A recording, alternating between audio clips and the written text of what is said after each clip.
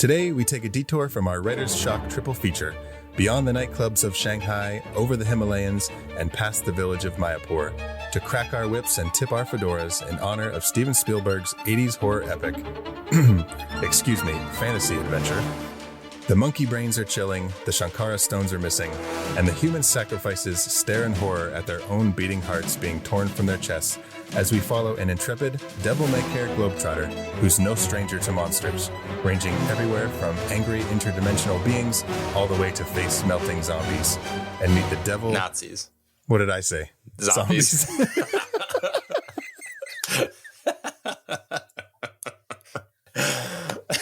Well, this is a horror podcast. Right, I want to see right. face-melting zombies now. Yes. Face-melting Nazi zombies. That's funny. That's funny. Okay, take two. Ranging everywhere from angry interdimensional beings all the way to face-melting Nazis. And meet the evil, child-enslaving Mola Ram and his Thuggee cult in Indiana Jones and the Temple of Doom. You're listening to How I Met Your Monster, a podcast that explores the introductions to your favorite movie monsters. My name's Zach. I'm Danny. And I'm Casey. And together we dive into the world of horror to find out how filmmakers have introduced us to our favorite monsters time and time again. This is How I Met Your Monster. Boss, you opened it. We came. I met him 15 years ago. I was told there was nothing left. Explorers in the further regions of experience. Demons to some, angels to others. Call you meatloaf!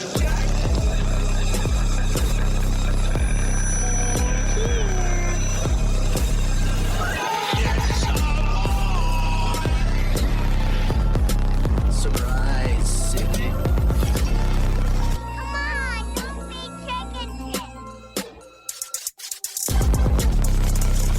Hello and welcome to How I Met Your Monster, the show where we discuss the introductions to your favorite movie monsters. Today we have a very special episode because we are swaying slightly from a full-on horror movie. And we are... We're doing Indiana Jones on the podcast. Oh my God. How cool is that? Like, we've been talking about it. We even had a bit in our first handful of episodes, our first 20 episodes or something, where we would there was always an Indiana Jones reference in our episodes. Do you remember that?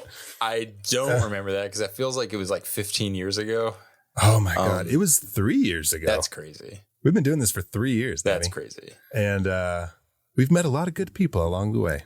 We have met. Do you know what? None of them are here. Good movies. None of them are here. For the first time in a while, Zach and I are back to...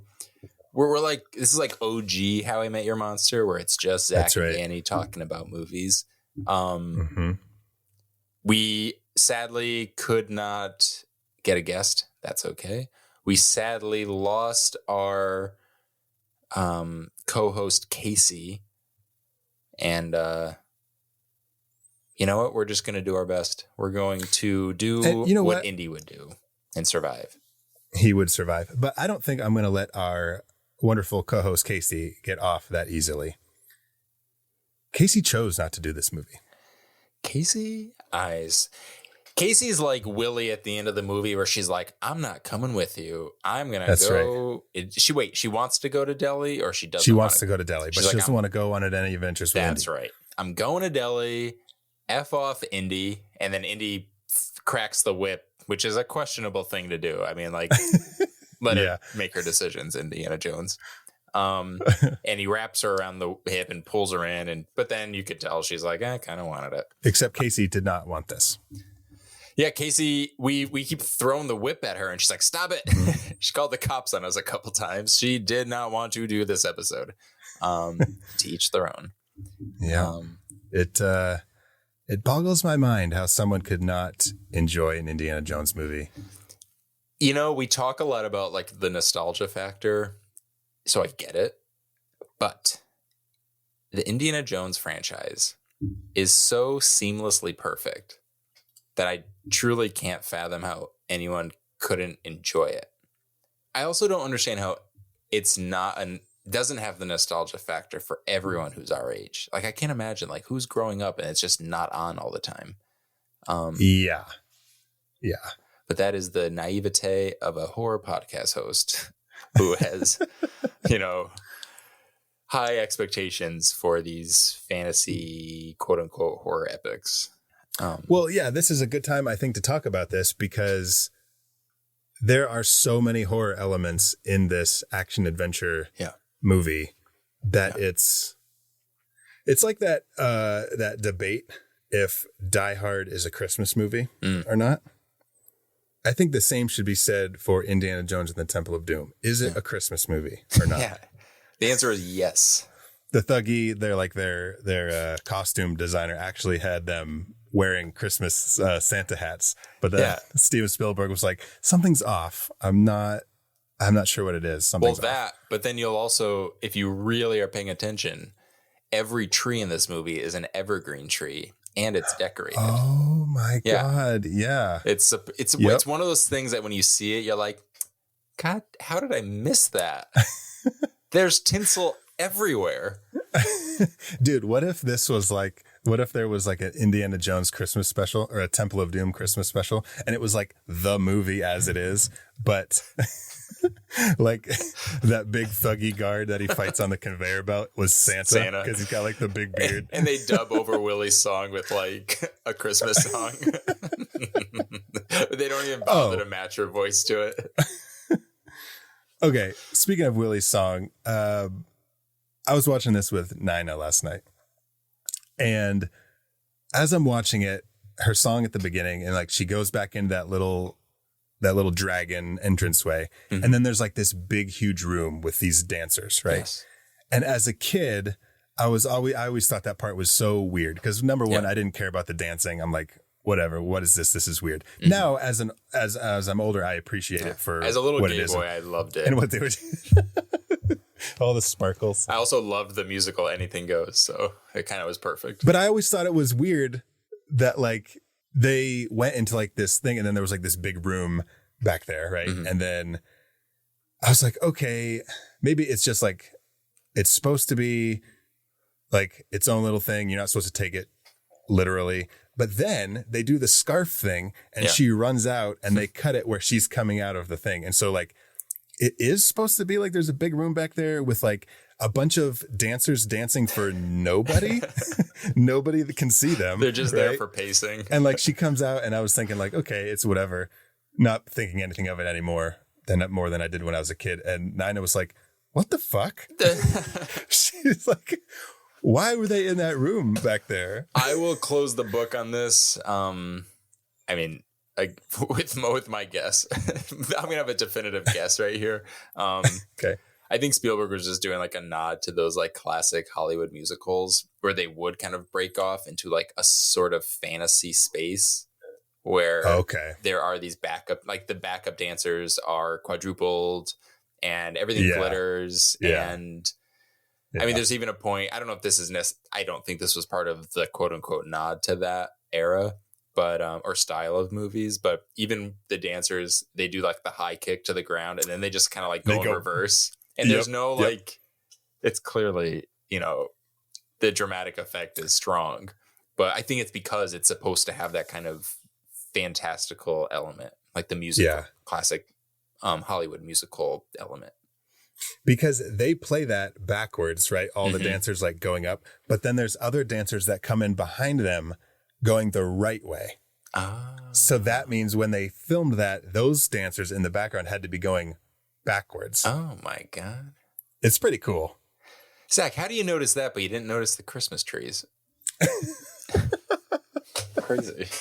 I don't know, man. I just like...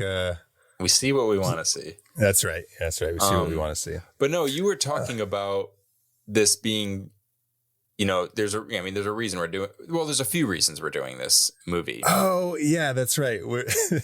I got off on a whole thing. We went off on a Christmas thing. This is going to happen a lot in this episode. And I'm relying on Zach, who is the editor of these shows, to whittle it down just a little bit so it's listenable. Because Zach and I love this movie. But no, the movie, first of all, the movie is celebrating its 40th anniversary on May 23rd. So we've been talking about Indiana Jones. We love Indiana Jones. So of course we're going to do it, but we're not just going to do any old movie. Now, mind you, during our last holiday, like during the holiday season, we did a double feature, and kind of as a joke, we ran a poll and we included Jingle All the Way. So not really a horror movie. We did find the horror elements, of which there are many. But this one doesn't, I wouldn't say that falls into this category, because Temple of Doom, of all the Indiana Jones movies, and compared to quite a few fantasy epics, has a lot of horror elements, to the point that this is the movie that basically started, I mean, it literally started the PG-13 rating. Right. Spielberg had gotten a lot of shit from the MPAA, not only for this movie, but for Gremlins, which he had produced around the same time. So he basically just recommended that they modify their rating system. And about like a couple weeks before the release of Temple of Doom, they created PG-13. So all of that goes. Okay, but this one was still rated PG. This is still PG. Oh, so I always thought this was PG-13. Yeah. So I guess maybe the timelines are off. So it was after the release of this movie. That was when the change came. Yeah, because I remember, clearly this came out in 86. 84. Yeah. 84. I always do this. I always think Raiders came out in 84, but Raiders came out in 80. And then this was 84. And then Last Crusade was 89. Yeah. So yeah, I was not even born yet, but I do remember hearing the stories about how people were taking their kids to Temple of Doom because it was PG, and they were, Raiders isn't that bad. There's some gruesome. The ending, bits, that finale is pretty rough, but yeah. And so people were getting pissed because this one was so dark and so just violent and whatever. And so, yeah. And then the PG-13, then Spielberg was like, hey. Which is such a bummer because, I've heard Spielberg I don't think he's like turned his back on this movie by any means, but he's been a little vocal about this not being his favorite. Right. And it bums me out because they went into this movie wanting him and George Lucas wanting to take a swing, not wanting to basically just kind of retread the same formula as Raiders. Yeah. Which is so exciting from a pair of filmmakers who are as, I guess, big at the time as these two. Lucas with Star Wars and Spielberg had Jaws, and they were just kind of just like breaking so many different molds.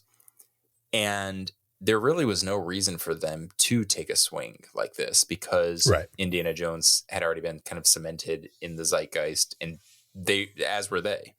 So for them to do that is amazing, but then for them to respond to the negative criticism in kind of like a way where they agree is a bummer. I mean, to each their own, but I love it for that. That's why I love this movie. It is my favorite movie in the franchise.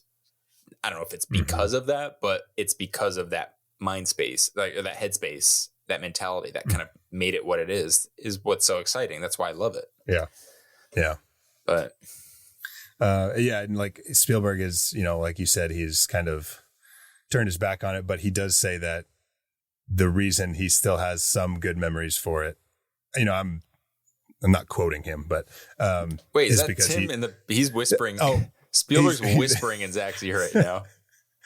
No, I said I'm not quoting you. Is because he met Zach, his wife. You just slap Spielberg in the beard. I do whatever the fuck I want to Spielberg. Good God. Is because he met his wife, That's right. Kate Capshaw, Lily Scott, who was originally, I think, in the running with Sharon Stone. Oh, I think. And then they were confused. They were like, "Oh, Sharon Stone. We thought you said Shankara Stone." That's and then right. Wires got crossed. I don't think, and she never showed up. I don't think she was cast originally, but I think she might have like been in one of the I wouldn't have minded that. 1984 Sharon Stone. And again, don't quote me on this because I could be this could be just all bullshit. Sure. But hey, We don't quote each other. So, Danny, was this the first time you'd seen this movie? Yeah. So it's the first time watch. No, and I think another reason that this came into play, there was our Jingle All the Way poll, which surprisingly had a lot of turnout for Jingle All the Way. But I think another thing was we had thought about it as well for Valentine's Day with people getting their hearts ripped out. That's right. So that kind of sparked it a little bit too. And then we were like, let's do it for the anniversary. And here we are. And we did do like a little post. We did a heart ripping post for Valentine's Day on Instagram. And we did mention Temple of Doom. Yep. And we even talked about, do we just do Temple of Doom? Do we just give it a nod on socials? You can't just do that. No. Though. Well, that's the There's thing. no We were like, way. That felt wrong. We have this one opportunity. It's the 40th anniversary of one of our favorite movies. Yep. Not the 25th anniversary, not the 50th anniversary. No. It's the 40th. Temple of Doom is officially over the hill, over the Himalayans. Oh, nice. Yeah. Which is funny to me, like when they go from like Shanghai to wherever they're going on that little freight plane. Yeah. Tiny thing, they go like so far. But I guess it's implied when they hit those like dots on the map is where they stop and refuel. And we are obviously, as much as we would love to geek out about Indiana Jones, this is a podcast about meeting the monster.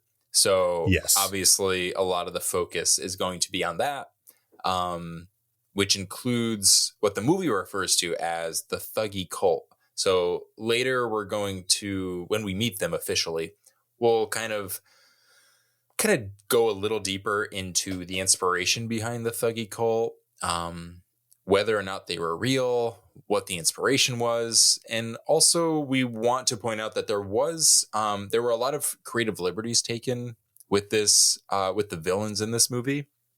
And unfortunately there was some controversy around Temple of Doom when it came out, because some people blamed the movie for kind of perpetuating cultural and racial stereotypes, not only with the monsters, but just with the way that the people who live in India where the movie is set were kind of portrayed.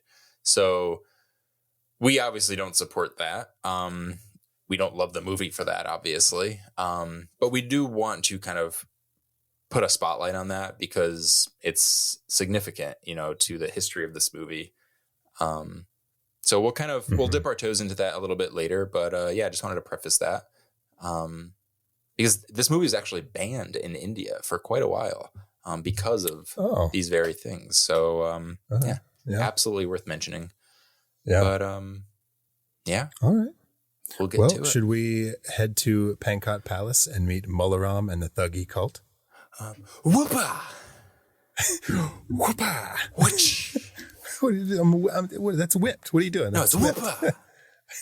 No, whip is which. That's what I did. Whoopa. I will tell you, Danny, this is not the first time that we've done this transition from going into meeting the monster and doing the whoopah from Friends. It's not the first time. We're gonna do a special episode where it's just us introing a movie monster doing the same bit over and over, not realizing we had not as a joke, we just didn't remember. Yeah, I don't remember what movie we did it for, but I remember editing it, being like doing the whoopah and then going right into the music. Whoosh.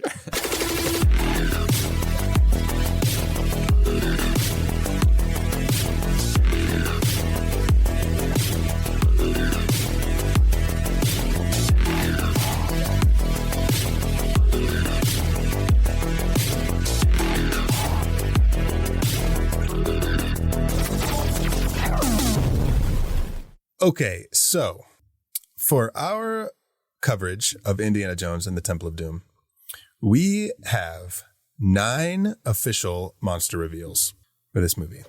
Danny and I have a handful of honorable mentions that we will go through as the movie progresses. But as for official monster reveals, there are 9. Mambo number 9. Ooh, yeah. What's that guy's name? Lou Bega? Lou Bagel. Lou Bagel. I think it was Lou Everything Bagel. Lao Bagel. What? Oh my God. Zach's where he's recording on this night, there's like a tornado watch, so he's living in fear. Oh yeah, we are. So words are just coming out of his mouth that they may not make sense, and you just have to be prepared. That's right. When you live in Oklahoma, lots of tornadoes. Yeah, so. I live in San Francisco, so there is no such fear. Just there's just the earthquake that destroyed the city and the fire. Yeah. Yeah. I know the Godzilla movie takes place here, but we have yet to be attacked. But there is a watch. A Godzilla watch? Yeah. At least you're on a Godzilla watch, not a Godzilla warning. Well, it's either a Godzilla watch or people are just hosting like a Godzilla watch party, and I just didn't understand. I always over dramatize. I'm like, what? Speaking of Lou Vega, we're in Shanghai. Our first monster reveal is right in the opening scene, where we get which as a kid, it was not my favorite when Indy is introduced in a white tuxedo. Wasn't my favorite. I didn't hate it. I was just like, it's kind of like when you're a kid and you're like, okay, here's a perfect example. I showed my 8-year-old son, Samuel, all the Indiana Jones movies. And I never took it to this far, but for him, he did not recognize Indiana Jones when he wasn't in his Indiana Jones That's interesting. Outfit. He's like, where's Indiana Jones? I'm like, that's him, Samuel. Wow. Like, that's him. It's like when you go into watching Jaws and you're like, I can't wait to see the shark in that opening scene. You're like, ooh. Yeah. Sorry. Hate to disappoint you. And so as a kid, like, I knew it was Indiana Jones, but like, I was just always like, where's his outfit? Yeah. You know what I mean? But as an adult, I very much appreciate this opening scene. It's crazy. You were so incorrect. I know. In that this wasn't, I would argue, just kidding. I would argue this is the greatest. I love this scene so much. That look. Now, okay, so I am a you're a James Bond guy. Yes, love James. You're a James Bond guy. It's very James Bondy. Well, fun fact, I don't know if this is how common knowledge this is, but Steven Spielberg has always wanted to do a James Bond movie. Oh. And I can't remember, I should have this information. I can't remember if it was George Lucas or if someone talked him into this or if it was just him. But when they were coming up with the idea of doing Indiana Jones, they were basically saying, this can be your James Bond, essentially. Like, don't try to enter this other franchise. Do your own and like put your spin on it. So there really are. I mean, there are so many nods. Okay, well, I haven't counted them, so let's not hold me to this. But there are quite a few nods to the James Bond franchise, up to the point that in the third one, Last Crusade, they cast Sean Connery as the father of Indiana Jones, who of course was the original James Bond. So it's these little, I mean, even down to the tux, showing up in this tux, having this sort of debonair quality for someone who is so kind of, rough and down and dirty as Indiana Jones. Yeah. It's coming from that. So there is like a deliberate kind of nature to these James Bond-ish elements. But yeah. Okay. I kind of hijacked that a little bit. Were you mentioning that because of the suit, because it was the James Bond aesthetic? Yeah. Okay. Yeah. Because you said you loved the suit and I was like, oh, well, you are a James Bond guy. Yeah. And I didn't know that about Spielberg. I just thought like, well, Danny liked James Bond and Indy looks kind of James Bondy here. Mm-hmm. Yeah. Now, the thing with that jacket. So I am a married man, but we eloped. We did it very casually. We did not have a ceremony. We do want to have a ceremony someday, maybe. And if we do, it's already written in stone that I am 100% wearing the Indiana Jones suit or something close to it, a white dinner jacket, all that. That's awesome. Now I will say, and I don't know if you caught this, but as a kid, I didn't care for it. As an adult, it's very cool. Sure. Sure. I need to say. No, I'm just kidding. No, that's what I figured. No, well, that's awesome. That'll be cool. That'll be cool. I hope so. I know that's the only reason why I want to. I will spend money on a ceremony despite eloping just so I could wear that outfit. Well, you have to have a ceremony because I know the wedding present that I'm going to get you. And I'm sorry, Cody, if you're listening. It's not a gift for the both of you. It's just a gift for Danny. Is it the antidote for the poison I just drank? That I'm going to. Oh, wow. Oops. Oh, no, I gave it away. I gave it away. I'll forget it by then. It's fine. I forgot about the intro to this episode with the whip cracking. I'm probably not going to remember the poison. I actually got you a giant diamond. Well, that's so funny because I got you. I got you this Nurhachi figurine.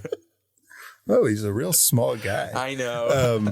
If you wear the Indiana Jones white tux, is Cody gonna wear Willie Scott's dress from Paris? Yeah, in Short Round's hat.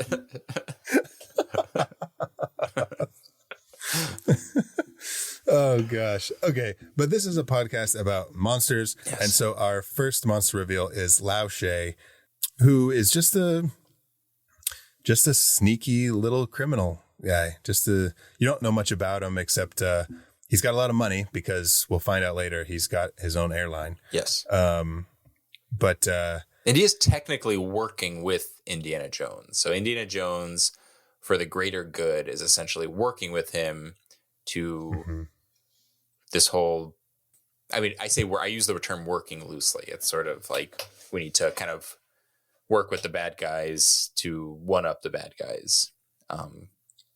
Yeah. Because he's in this case, he's in it for the money. Like, yes, he's getting Nurhachi to give to Lao She in exchange for this gigantic diamond, yes, which is probably worth like a lot of money. Yeah. And then you'll find out later when he learns about the Shankara stones and Shiva and Kali, and he's like, oh man, like this is going to get me fame and fortune. Well, fortune and glory. Yes. And so it's great that like the movie starts out with him doing all these things like for the money and all this stuff. And we should note, it doesn't really make a difference when you watch the movies, but we should note that this takes place before Raiders of the Lost Ark. Yeah. As far as like, cause this is his best character arc, and in order to kind of appreciate the arc, it's good to know that like this did take place beforehand. Yeah. So at the beginning, he's doing it like for the money and all that, and then for the fame. And then by the end, he's doing it for the right reasons, which is to like, just for the good of the people and to save people and be kind or whatever. It's funny. He ends up the most noble I think he is in any of the movies, because Indiana Jones has that famous line of "it belongs in a museum," referring to like artifacts that are stolen or just kind of that he finds on his adventures. In this one, he just kind of leaves it. He doesn't get the fortune glory. He doesn't put the artifact in a museum. He just kind of like lets it, like he preserves what was before he kind of like interrupted this flow. Like he did help everyone, but he kind of just came in and was like, let me save the day. But otherwise I basically wasn't here. Well, you get it. Like you say he came in and interrupted it, but you get into like a whole other thought process, where like the shaman of that village thinks that Shiva brought them here. Yeah. So maybe it was like fate. There was a reason he was brought here. There was a reason. Or was preordained. Yeah. Yeah. How did he get there? We don't know. Was it fate? We'll never know. But we do know the vehicle that he traveled on to get there. And it was a plane that Indiana Jones acquires alongside Willie Scott and his sidekick, Short Round, played by Academy Award winner Huy Quan. In his first role. Great performance. Yeah, and then it turns out that the plane that he gets on in one of the best reveals of the movie actually belongs to Lao She, the villain that he's outrunning. So one way or another, he was going to end up in an unsavory location. But in this case, it ended up being an unsavory location. That is the Temple of Doom that we will visit later on. That kind of, Thank God. Thank Shiva. Thank you. And do you know who escorts him to the plane? Mm-hmm. Do you know who escorts him to Lao She's plane? Wearing a wonderful pair of shorts, khaki shorts. Is the one and only Dan Aykroyd. Yes. Which is so strange to have him in just like such a small little role at that point in like Dan Aykroyd's career. Because like 84, he would have been like huge. That's 84 was Ghostbusters, right? Ghostbusters was 1984. Yeah. So what was he doing? Who was he connected to? Maybe he just wanted to be in a Indiana Jones movie or a Spielberg movie, or he wasn't in. I have a few blind spots in Spielberg movies. I've never seen 1941, but of all of his movies, that seems like the movie that Dan Aykroyd would have been in. Well, let's find out. I've never seen it either. Because you've got like Belushi. Yep. John Belushi and Dan Aykroyd. Dan Aykroyd, son of a bitch. They are the... And it's a plane, and that's all about... Okay. Oh, my... Here, look at this. Yeah, they're the top two...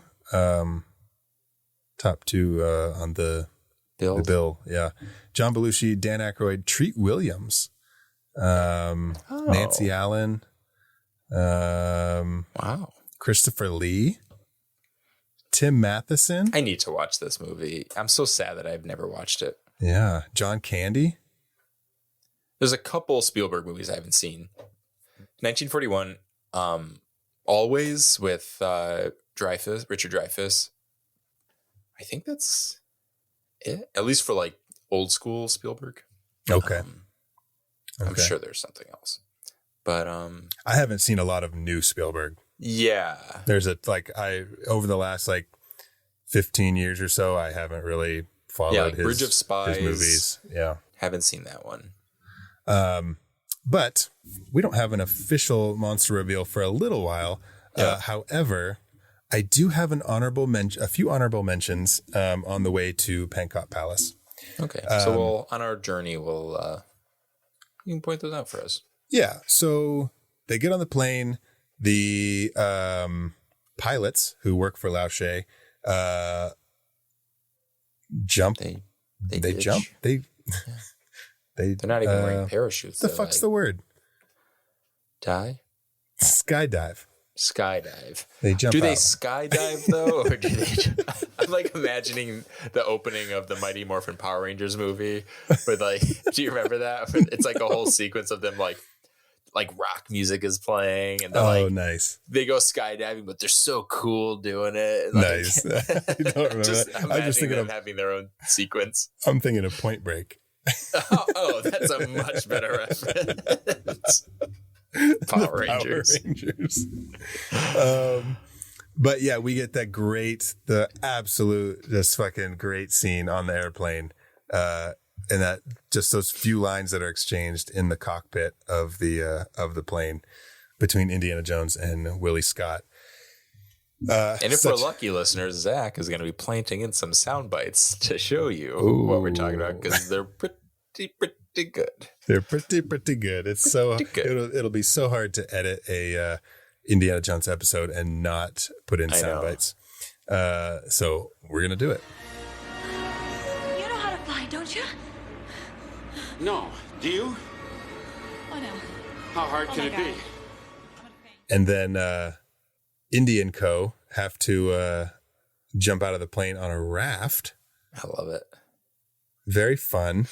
And then I love it's in almost like every, I think it would be in every, at least Spielberg directed Indiana Jones movie. I don't know if it's in Dial of Destiny, but there's always like a huge like matte painting of a cliff that doesn't really match up to where they are or whatever, where it's like, in Raiders when they're like driving the trucks and the one guy flies off, the motorcycle guy flies off, and it's like this huge ravine with like this mountain. And then here they're like going down the snow, and then they're like, I don't know. It's just so crazy. This whole sequence is incredible. It's so much fun. I can't. It's so hard to talk about this movie without it just being like, I love this scene. Oh, I love that scene. Yeah. Oh, I love this scene too. I hate the water, and I hate being wet, and I hate you. I literally wrote that, and then I just bolded you to kind of like emphasize. Like she says "you" in bold. That's what it sounds like. I so hate funny. you. Yes, it's so good. It's the best. Oh my gosh. Okay, so then they end up, when they fall off the cliff, they get in the water, they end up drifting down this river, and they encounter a shaman who says, like, come with me, we've got cookies. Except he tricks them because they don't have cookies. Their whole village is burning. And if you were listening, they're Christmas cookies. You guys, right. they spell it out. It's a Christmas movie. How can you not think this is a Christmas movie? No, but this is my first honorable mention, actually. Okay. When the shaman brings them back to his village, the village is burned, dried up, very dirty, just like dust in the air because it's all just like, there's no crops, there's no water, everything's in bad shape. And they tell Indy about this sacred stone that they have that was captured. And when it was captured, all their wells dried up, all their crops died, their animals turned to dust. And then there was a fire in the fields. And one night they came back and all the kids were gone because the Thuggee had taken the kids. So that's my first honorable mention because we kind of hear about this evil that has happened. We're not seeing it yet, but we're learning about it. And, this is kind of where Indy, you start to see like some humanity in him. That's more than just like, I'm in it for the money. Yeah. When he's telling the story, the guy is speaking in Hindu, I believe. I think that's the language he's speaking. Correct me if I'm wrong. And so he's translating to Willie and Short Round. And when he gets to the point where the guy says they took our kids, like Indy turns around and looks at the guy. And like, he's almost like his breath is gone. He was like, basically like, your kids. Oh my God, you know? And then he turns around, he said, they stole their children. And that's where you're kind of like, okay, he's got a little soft spot for those. Yeah. Well, they kind of even reinforce that later when you find out how he kind of came into working with Short Round in the first place. Right. You know, Short Round was a little pickpocket essentially. Mm-hmm. And Indy being the kind of, like you said, softy that he is, instead of reprimanding him, he hired him. Yeah. So you see these little character traits that are sprinkled through, but it's really emphasized there. Right. And even just seeing like how they interact, like when they're playing cards and they're like, just, it's like a very father-son kind of I love thing. It so much. Yeah. So Indy decides that, hey, this stone that was taken, he's like, this is one of the lost Shankara stones. This could put me on the map, essentially. Yeah. Like, this will bring me a fortune and glory, like he says a bunch of times throughout the movie. So he agrees to go to Pankot Palace and find this stone. And so they all get on these elephants. Willie struggles really hard to get on her elephant. And they take a journey to Pankot Palace. It's so funny. A lot of people criticize this movie for the character of Willie because they think she's annoying or whatever, but it's not like it's not deliberate. The whole movie is, it's funny, kind of playing into a classic horror movie trope, like a slasher movie trope, is you have these teens who, especially like mid to late 80s slashers, where it's like you have these teens that are just kind of reprehensible, but you just are there to watch them being tortured. So she kind of she embodies that kind of character, like stereotype, I guess. I don't know if that's a stereotype, but that trait. Yeah. That's so funny. So just further reinforcement that this is indeed a horror movie. Yes. Yeah. I wonder what kind of horror movies Spielberg and Lucas watched to prepare for this. Cannibal Holocaust. Well, that's a good question. So you've got cultists. There's quite a bit of body horror. Yeah, I'm gonna have to. We'll have to do some research there. Yeah. And on the way to Pankot Palace, that gives me 2 honorable mentions. Holy so shit. The second is the big birds. Hey, those aren't birds. Those are vampire Oh wait, is it giant vampire bats? Dang it, Danny. Fuck. They're giant vampire bats. I was gonna say vampire bats. Yep, my bad. Number 2, my second honorable mention is the giant vampire bats. Yes. And we briefly mentioned the campfire scene where Indy and Short Round are playing cards, but this actually brings me to my third honorable mention, where Willie is encountering all of the jungle creatures around the card playing and the fire. And it's so fun. She's like hanging laundry, and she goes to pick up a piece of clothing, and she picks up a giant bat instead. It's so good. But it's funny. It also works because in a funny way, and I'm definitely overvaluing like the purpose of these like comedic moments, but it also kind of like shows the audience the stakes, because you have Indiana Jones and Short Round who are kind of, it doesn't really faze them how dangerous the location is. So you kind of need someone like her who's so on the other end of the spectrum, is so over kind of cranked in her emotions and her reactions to kind of show us like, oh my God, yeah, guys, this is like really dangerous. There's like giant like Komodo dragon lizards and a fucking owl, which is kind of weird. Like, huh? But we get our great Indiana Jones versus Snake scene. Oh, yes.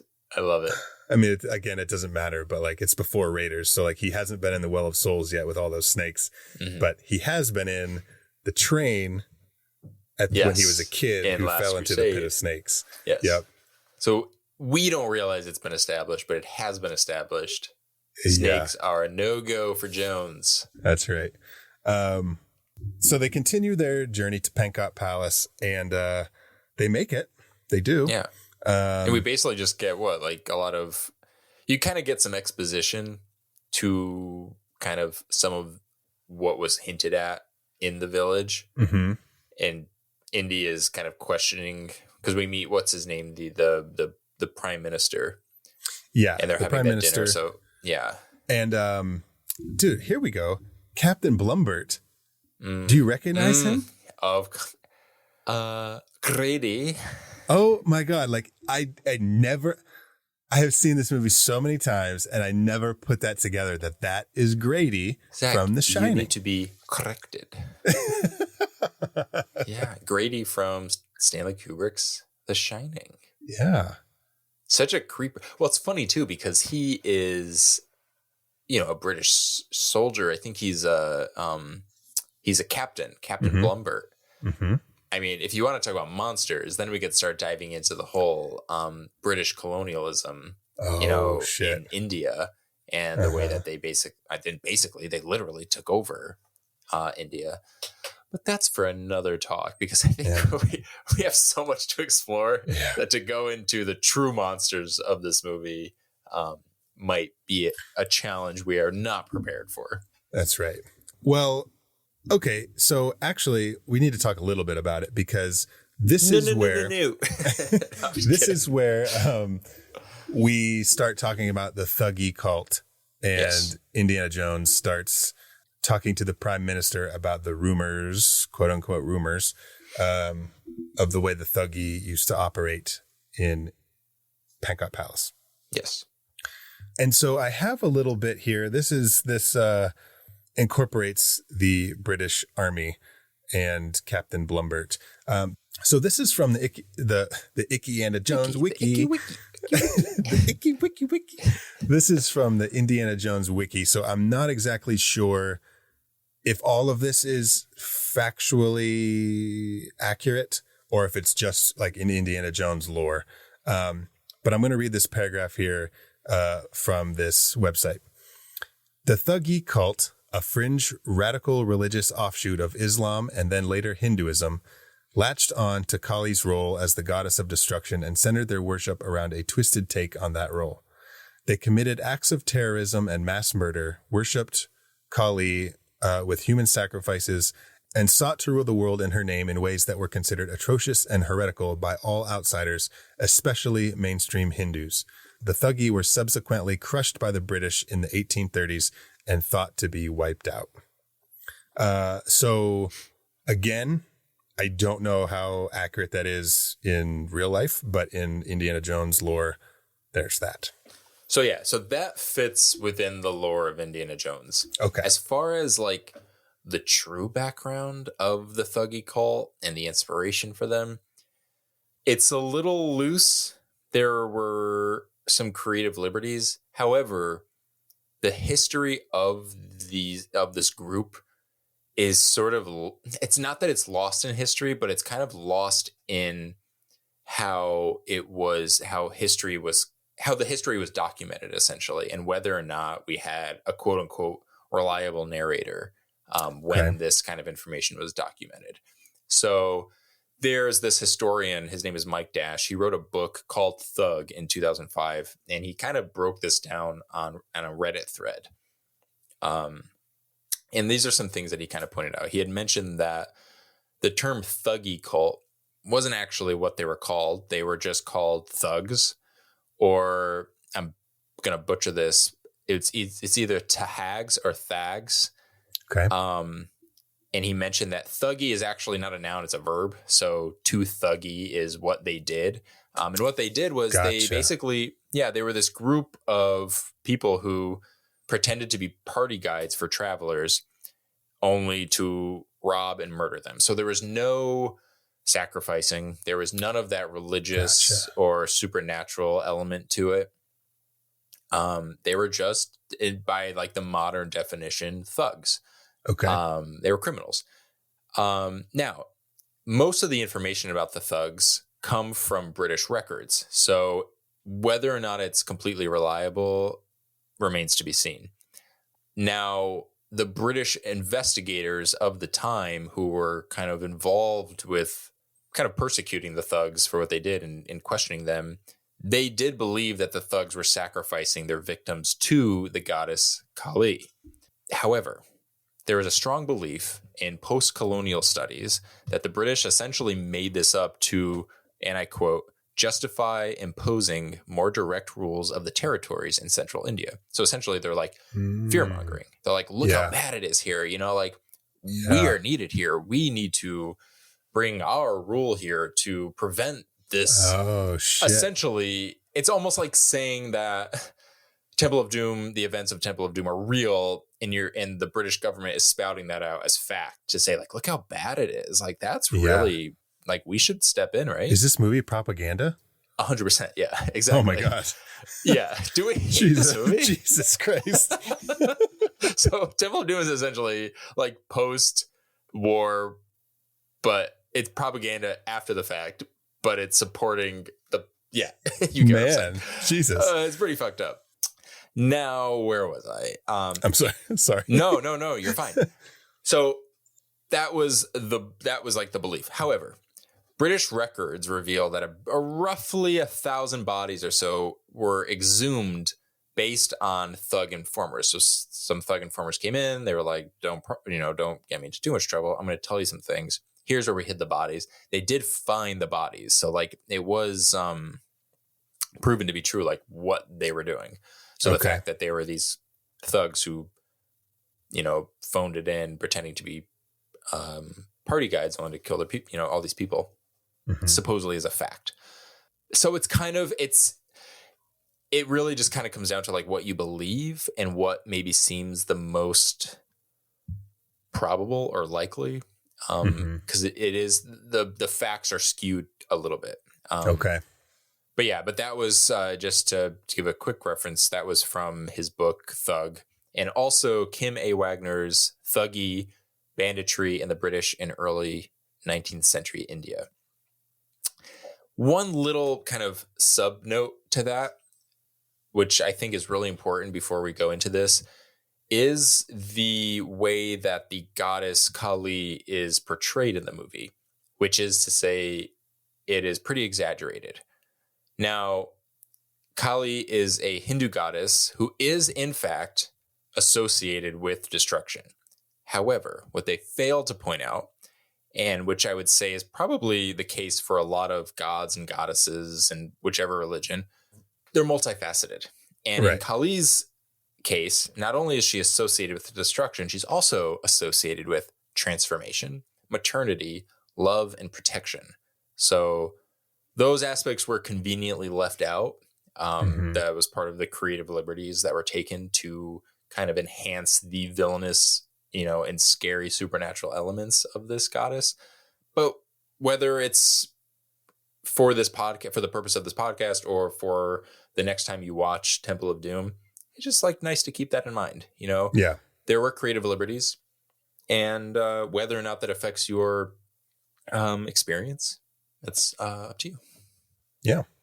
Yeah. And I think she was like displayed as having like 4 arms, right? In the shrine in the temple that we'll get to in a little while, she has 6 arms. 2 are, what is it? 2 are, hold on, I might have it right in front of me here. Hold on. Oh yeah, it says right here in this little wiki thing, it says behind the scenes, there is some controversy in the portrayals of Kali in art and media, including the Temple of Doom, where there is a general misconception of Kali's role in Hindu culture. The main organization portrayed in the movie is a highly unorthodox and heretical terrorist group that is highly divorced from mainstream Hinduism, and so it should be kept in mind that the inaccuracies in how she is portrayed largely stem from that twisted worldview. Zach, would have been interesting in this movie. Obviously, we love this movie. Obviously, we went into this movie as children, so our perceptions of it are locked in that a little bit. Right. I also don't think that this movie had negative intentions. So it is, it's hard to separate that. When you start talking about these things, it is difficult to separate it. With that being said, it could have been pretty interesting, because this conversation that happens at this infamous dinner table scene between Indiana Jones and the Prime Minister and Grady from The Shining, Captain Blumbert. Yeah, they do they reinforce that negative idea of the spiritualism that exists within Hinduism and in this culture, because they're essentially saying, for the Prime Minister's like, these are just stories. And even the Maharaja's like, there were some things, we're kind of ashamed of it. And by the end of the movie, it's like, no, you're full of shit. Cause like that, everything Indiana Jones was saying was bad. It could have been a neat twist to actually, since you have this presence of the British Army, to kind of turn it on its head and have them be the cultists who are maybe like have taken over the temple from underground, and have them be the villains. Okay. To kind of show like they were evil to begin with, like their taking over of India was one thing. Like that's the real life horror. But then to see that they actually have this supernatural, truly evil, textbook evil motive, I guess. Could have been really cool, but we didn't get that, and that's okay. No. It's just a movie. But I did find right here, I was talking about her arms. Yes. Although Kali, back to the arms. Although Kali is typically portrayed as having 4 arms, the main idol of her in the Temple of Doom has 6. 1 holding a sword, 1 holding a severed head, which are both typical for a depiction of Kali. But 2 are resting upon the ledges at either side of her, and 2 are outstretched, holding skulls, which contain the pulleys for the sacrificial cage. Gotcha. So, another interesting fact, man, I'm learning so much on Indiana Jones Wiki. We're going to end this movie like, fuck you, Temple of Doom. It says a scene after the infamous dinner table scene that was dropped during production actually had Indiana Jones mention to Captain Blumbert that the palace inhabitants are not Hindu. Interesting. Yeah. I wonder why they didn't just leave that in, because that would have been a nice way to separate reality from the fiction that is kind of being whipped up in this movie. Right. So why not just include that? Seems like an easy out in a way to kind of say like, it's like having your cake and eating it too. Like we want to say this, we want to have these creative liberties, take them. Yeah.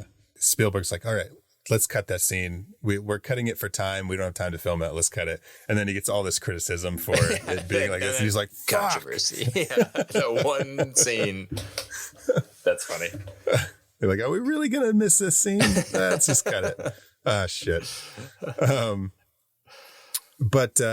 Okay, so the dinner scene was my fourth honorable mention. Yes. Classic, iconic. Oh my gosh. It's like so gross and so fun at the same time. You get the snake surprise, which is this giant snake being cut open with all these little baby snakes coming out of it, going all over the table.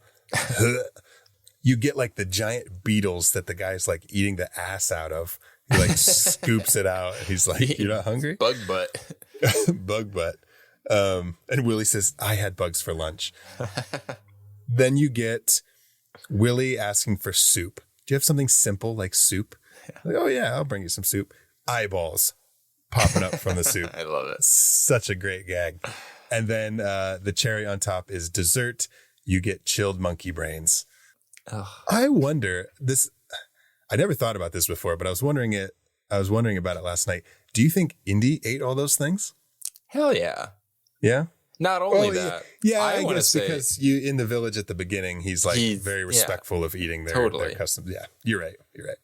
But the thing is, Short Round's a little bit of a hypocrite because he gives her shit in the village of Mayapore when Willie won't eat it. And then in this movie, he's like part of the bit. He's like, doing his little grossed out, gagging faces.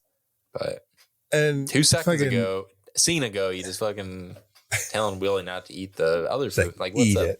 Be a little consistent. But Indy, trying to get his fucking dick wet, doesn't even think about giving Short Round any fruit. Oh, yeah. He just fucking...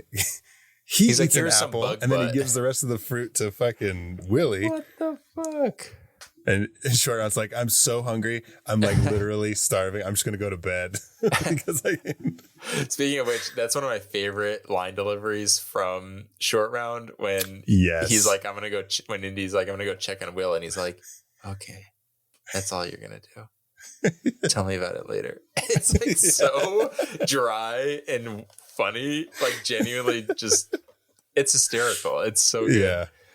It's such a great performance for a kid so small and like it's wild. his first role. Oh my God. We don't have to go into it because I know it's been talked about like to death, especially after Dial of Destiny and the Huy Quan winning the Oscar for Everything Everywhere All at Once. Is like, where does the Indiana Jones franchise go from here? Do we bring back Short Round? Now, I 100% think they should do a Short Round movie. He's so charming as an actor. Okay. I don't know what the movie would be. Do you do an adventure-y movie like Indiana Jones? Do you do an off kind of something very different, but within the universe? I don't know. Again, we don't have to get into it, but he's so good. Yeah, because I wonder what happens to Short Round. Yeah. You know what I mean? I'd like to know. And if, we know how he is a survivor. Like we're introduced to him as this character who kind of, got through however he had to before he even met Indiana Jones. So there is so much potential there for like what he was doing in the time in between. But right. Yeah. Cause Dial of Destiny kind of gives us another Short Round-esque character who's also a pickpocket. Yeah. Oh yeah. And so, oh man, that would be fun to see a Short Round spin-off movie. But that would be really fun. So fun. And my fifth honorable mention is Indy mentioning the Thuggee during the dinner scene. So yes, that all kind of happens all at once. But Indy, in my, let's see. Oh, actually, this brings us to our second official monster reveal.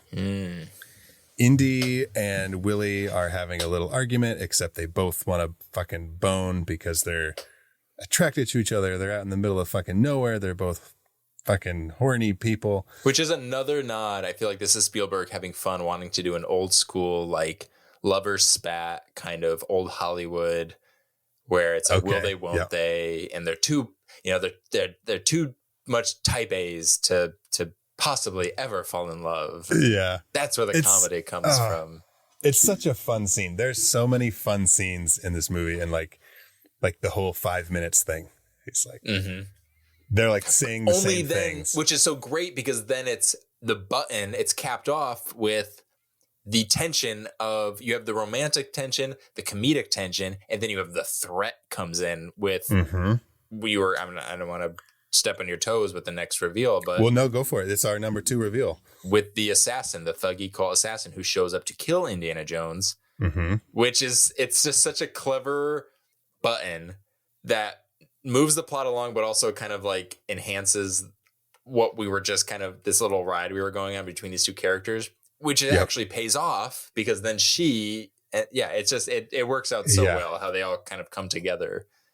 And it's still like, he's being attacked. He's not going to die because it's the middle of the movie and he's Indiana Jones, but there's still like, it's still a very tense scene. Totally. And then, but she comes out yelling about like, this is the night you slipped right through I slipped right through your fingers or whatever. And he's like reaching out being like, help me. And then Short Round wakes up, sees the struggle between Indy and the assassin and hands him his whip. And there's the great whip in the ceiling fan gag. Oh yeah. Another example of like genuinely like horrific elements in this movie. Yeah. Just like a guy just hanged to death after like a funny bit. It's like, how do we end this scene? Put a rope around his neck, hang him, and imply that maybe his neck also snaps with the tension of the fan. It's like, oh, they didn't know we were going there. He's like, Shorty, turn off the fan. And so like Shorty goes to turn off the fan. Indy runs under the hanging body, and then Short Round turns off the fan, and the guy just drops to the floor. It's so dark. Yeah. But then we get Indy discovering the entrance to the I want to say caves, but it's kind of like, I don't know, catacombs. Is that kind of like what would you call that little entrance way?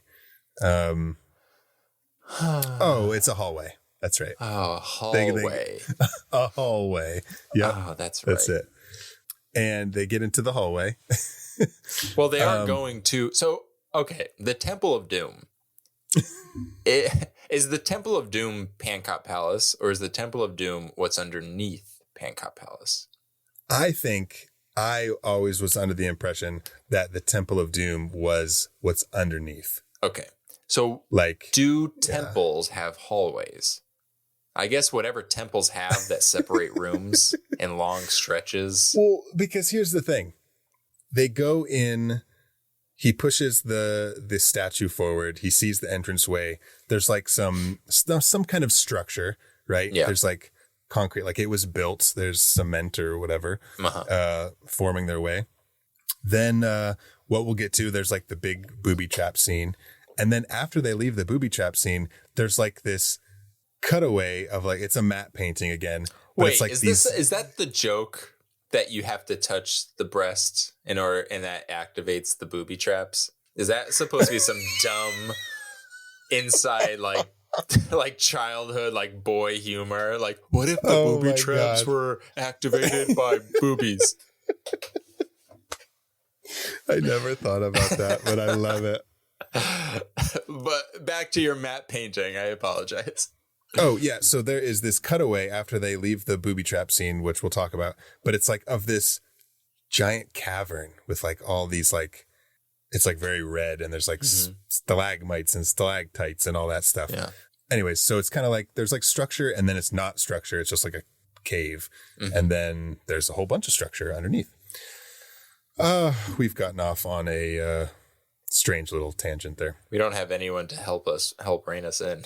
Yeah, I know. Casey, our third host. What are you doing? Usually she actually has 2 whips and she just cracks them at us. And we're like, so what is the definition of a hallway? Casey, if you're listening to this, we need you. Help! We are going to die. Your other right. Oh gosh, I love it. Okay, so hey, we're here. The bug scene. Yes. Oh my We're gosh. nearly in the Temple of Doom. But before we get there, we're getting there. We need ourselves another honorable mention. Yes, the bugs. Oh, the bugs. Every Indiana Jones movie has Dr. Jones and his sidekicks or what have you, whoever he's traveling with, kind of facing off against something, some menacing but grounded in reality creature. So in Raiders, what do we have? We've got snakes, right? Yeah. In this one, we have bugs. And it is, I was going to list off the other ones, but I need to pull myself back a little bit. Oh no, we're doing it. Last Crusade, you got rats. Kingdom of the Crystal Skull, you have ants. Ants, that's right. Ants. Very specific type of ant, but I can't remember. Yeah. They're ants that will fuck you up. Yeah, in the movie, they're like giant ants. They're like big. Yeah. And then in Dial of Destiny, you also have eels. Oh, the eels. Oh, we do have bugs. Yeah. I always just think of the eels, but you do get a similar scene. Yeah, and it's short and but it's effective, I think. Yeah, a lot of centipedes and stuff in that one, but Dial of Destiny actually references Temple of Doom directly. Multiple times. Is it multiple? I'm only remembering the scene when he's climbing up. I've only actually seen Dial of Destiny once. I kind of hate myself for seeing it. However, I did see it at Lucasfilm in his theater. So that's cool that you did that. Yeah. No, there's like a music cue, which is kind of annoying. It's in the movie where they play Temple of Doom music. It's in the opening scene of Dial of Destiny, but it's not on the soundtrack. And it makes me so, I get so bummed because like the whole rest of the scene is in the soundtrack, but they leave out this bit. Well, maybe they'll release an extended. Sometimes they do those, or they'll have the extended release. So those tracks exist, but I guess it also maybe depends on popularity. And is anyone, I can see people gunning for a Raiders or Temple of Doom. The music in Dial of Destiny is really good. It was nominated for an Academy Award. Was it? Because I think I was pleasantly surprised. I was like, hell yeah, give John Williams is nominee for Best Achievement in Music, right, for a motion picture. Nice. Original score. Yeah, it's very different than the rest of the franchise because the Raiders March is used very sparingly in which makes sense Dial of because Destiny. Yep. Indy's in this different space. Not to be confused with the space race that's mentioned in the movie. But yeah. Okay, Temple of Doom. Reining us back in. Damn it. Rein us in. Yeah, you get the bugs. You get cockroaches. You get centipedes. You get weird stick bug things. You get like weird things with tails and it's just horrible. But yeah, like you had said earlier, like Short Round and Indy, like they're kind of freaked out a little bit by it, but like it doesn't really faze them. They're kind of just like, ugh, gross. And we'll find out that's not the case with Willie. This booby trap scene is so good. It's genius. And again, it's a great example of using, they have the fear, the tension, but it is funny. There's a comedy bit to it. Yeah. How does that work? What other movie can you think of off the top of your head where like someone's about to die, but you're like laughing, but you're also like kind of freaked out? Cause it's like, we mentioned a lot on the pod about the claustrophobia of like, you're, just being stuck in a situation. And this is the prime example of that. Yeah. And they do it a couple times in this movie where there's like editing to build the tension. They use editing in certain ways where it's like some scenes, like some shots in the sequence are like, okay, they'd be crushed and spiked to death like in 2 seconds. Very convenient. But then like pacing. There's like more space like later. And, it's a suspension of disbelief and it's editing to build the tension and it's all fun and games. But it's so good. But spoiler alert, they don't die. They don't die because Willie, covered in bugs and freaking out about her broken nail. That's really why she's freaking out. It's just not the bugs. I give her credit. Yeah. I'd be like, sorry, guys. I've got a fruit basket in my room. There aren't bugs there. I don't really know you. That's true that she doesn't. She's in a palace where they give her jewelry and like I gotta fruit. go. She's like, actually might be get a medal for telling them you died. Honestly, I don't think they like you. This could be my new Club Obi-Wan. Like this is actually a moment for me. That's so funny. Yeah, she just leaves him. That feels like a Robot Chicken sketch. Totally. Like one bug pops up. She's like, bye. And they just like, die. We are going squashed. Yeah. And then she's like laying back in her eating grapes, like in her bed, like the bugs are now feeding her the grapes. She's like, it's like Joe's apartment. Okay, but Willie saves the day and then almost ruins it again. Yes. As she sets off the booby trap one more time. But they get out and Indy has a great hat snatch. We would play the sound bite for that, but it's just like, whoosh, yeah. You know what? I am going to play the sound bite for that because I love the way that like when the temple, like when the booby trap like seals, totally. And it makes like that rock cold sound. It's like, yeah, yep. Insert sound bite now. Casey's gonna hate this episode so much. It has banter, Indiana Jones, just riffs upon riffs, pointless sound bites. Pointless, Danny? Pointless? From her monstrous perspective. Yeah. By the way, there's 10 reveals in this movie. Casey is one of them. I thought you were saying pointless, like because we were just in like the spiky booby trap. It was pointful. Pointful. Pointy. But hey, we have come this far. We have arrived at the titular Temple of Doom. Which brings us to our third official reveal. Oh, shit. The ceremony to worship Kali. Yes.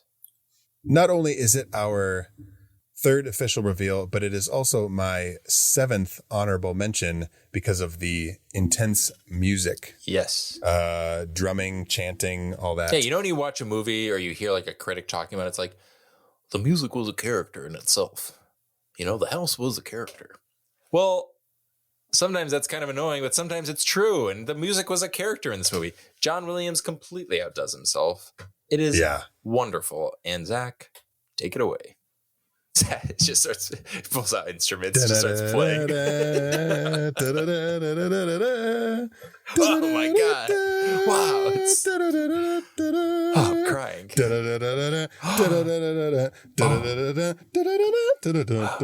What did I say? Do you believe me now, listeners? I need to stop. No, you got to keep going. The scene goes on for at least another 30 minutes. Well, that's not even the music that's in that part. Yeah, I was going to say, I was like, wait, it's very triumphant. Sounds like the journey to Pankot Palace to me. I hope we don't get copyright infringement for that. Can you get sued for humming? I hope not. But okay, the ceremony to worship Kali, the music is going, the drum beat, dum dum dum dum dum dum dum dum, whatever. Here we go again. This is like the scene in the when Short Round leans against the wall. It's the same thing. Zach, I told you just to lean against the wall and don't touch anything. How did this happen again? Oh my gosh. Okay, so the ceremony to worship Kali. We are also introduced to our main monster. Yeah. Mola Ram. Yes. Who, oh man, is he the best Indiana Jones villain? So I am so biased. I love this movie so much. He has all of the makings of such a classic, iconic movie villain.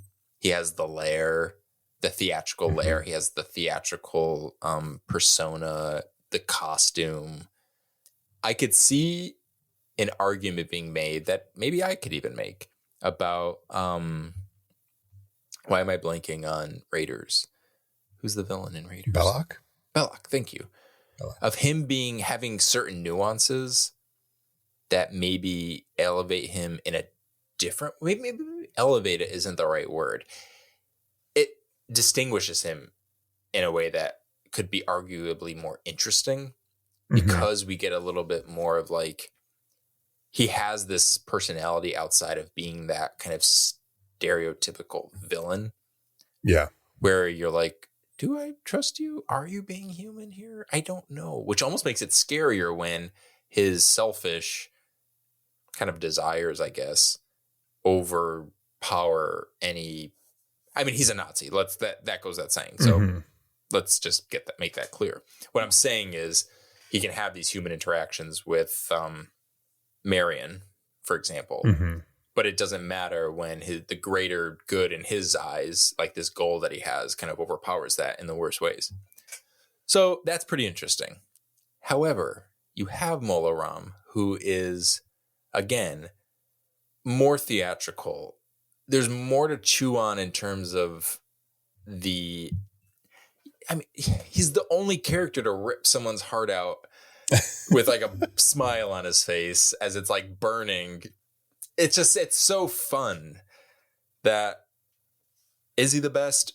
I don't know. I would probably put him pretty toe to toe with Belloc. Okay. That's my very roundabout way of saying I would put them on the top.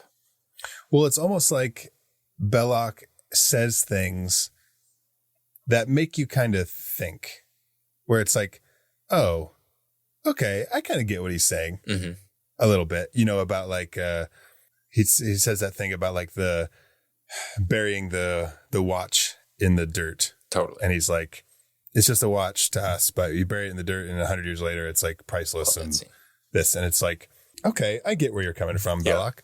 Again, like you said, he's ultimately very bad. Yeah. But Mola Ram is just like, we want to take over the world. We want to squash all the other religions. We will be the most powerful. We're going to enslave kids to do it. There's like nothing about Mola Ram where you're like, oh, I see why you're doing this. Totally. I get it. And so he's just like evil, right? If he had one moment if they gave him just a little more shades of gray, I guess, or even one shade of gray, because there's no gray, something to empathize, something to latch onto, whether it's maybe we meet him earlier during that dinner scene, or maybe he reveals something later. Could have been pretty. He's just like in the background of that dinner scene with his big helmet on with his spikes. They're like, oh, why is he crying? Oh, he's like at the kids' table. You like sympathize with him it's like such a superficial thing. Yeah, but I don't know, like to find out, like, I don't know, like if you added one little chunk of humanity to him, I think, boom, you have this incredible villain that cannot be surpassed. Yeah. With that being said, since you don't get that, his strengths are so, and I don't mean this in a bad way, I just don't know how else to say it. His strengths are so surface level, whereas Belloc's are a little bit more complex. So maybe Belloc's, he doesn't have the color, the vibrancy of like a really interesting villain in terms of like what he's doing. Like he's not like, you look at someone like, I think Thanos, maybe this is an easy, like maybe this is obvious, but like you have someone like Thanos he has the Mola Ram like theatricality, but he is someone that you can kind of empathize with a little bit. He's tragic, I guess is what I'm trying to say. He's a tragic character and you can see the flaws kind of fueling his shitty endeavor and motivation for like what he's doing. It's so funny you say Thanos because I was telling Nina yesterday after we watched it, I was like, oh yeah, like, or she was like, why were the kids digging again? And I was like, oh, because they're looking for there's two more Shankara stones.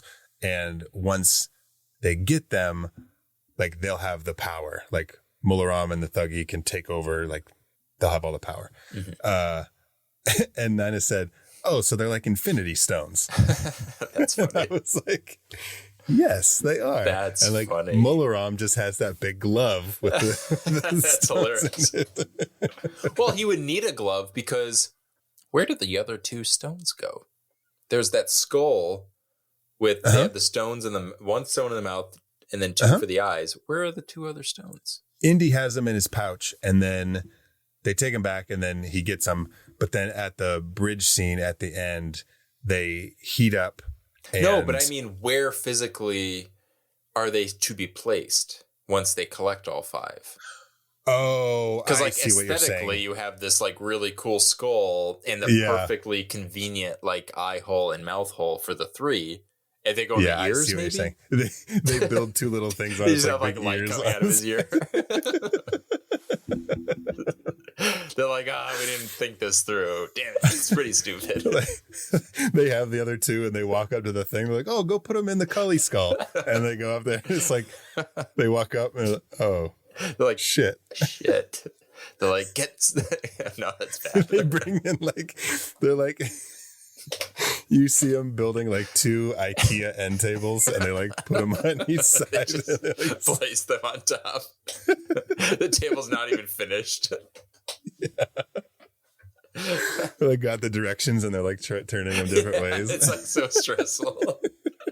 Mola Ram's just like, just watching like that. Indy just comes up behind him and just like takes the stones, removes them, and walks away. Oh my god. Okay. So you were poking some holes. So I need to find this real quick. Let me see here. Because I did find out what Mola Ram and everyone is saying. Oh, look at this. Listeners, where are you going to get deep dives like this? That's right. So we get Mola Ram doing this ceremony, and there's this guy who's being sacrificed. We don't know who he is, but he gets locked up in the cage, and Mola Ram starts saying this chant, I guess. And he rips the guy's heart out. And then I love how the guy's like chest like seals back up. Yeah. And I'm not going to say the way he's saying it because I don't know how to pronounce all these words. Yeah.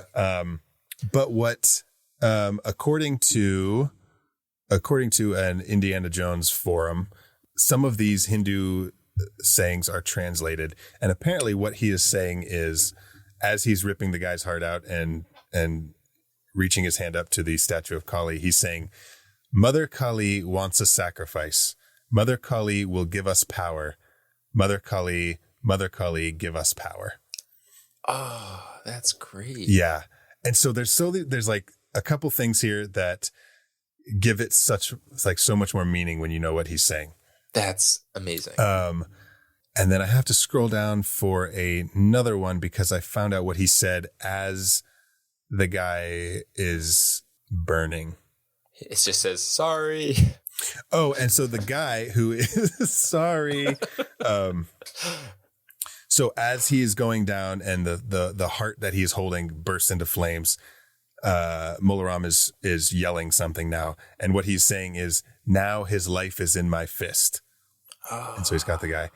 And the sacrificial guy, who's saying like, it sounds like Om Nam Shivai, something like that, but it's spelled a little different. What he is saying is, and I don't know if this is true, but they're saying this is a famous mantra in Hindu, which honors in the name of Shiva. And basically it's kind of like saying the Lord's Prayer. Interesting.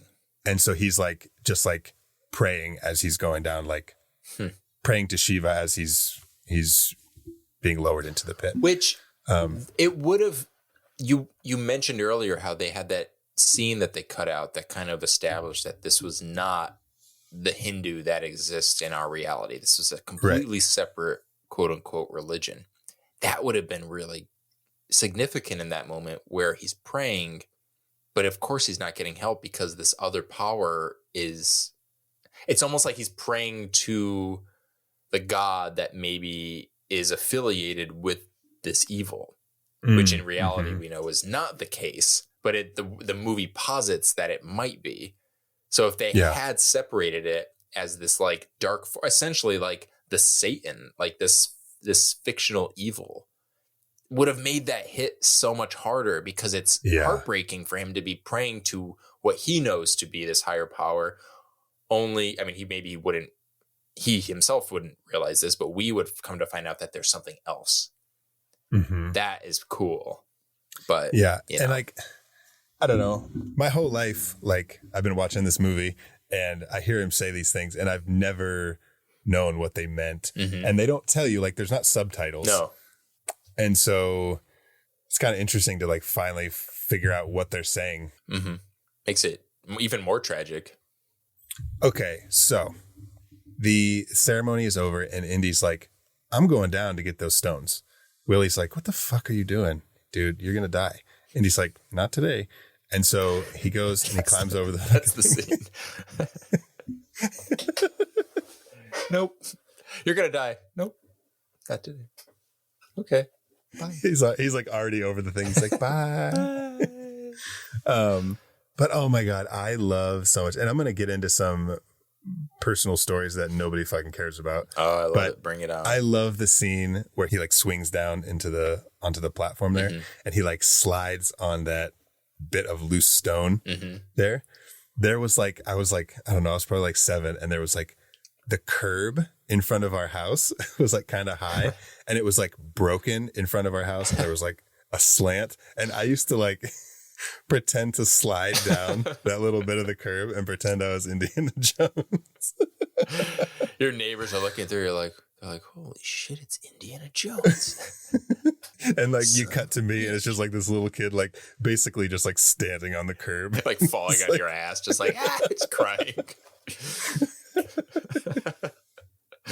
Oh That's man, great. But yeah, I like. There's so many like little things, and like, you know, I'm not the only one. This is very like Indiana Jones is what it is because of these little moments that like everybody loves little things, you know.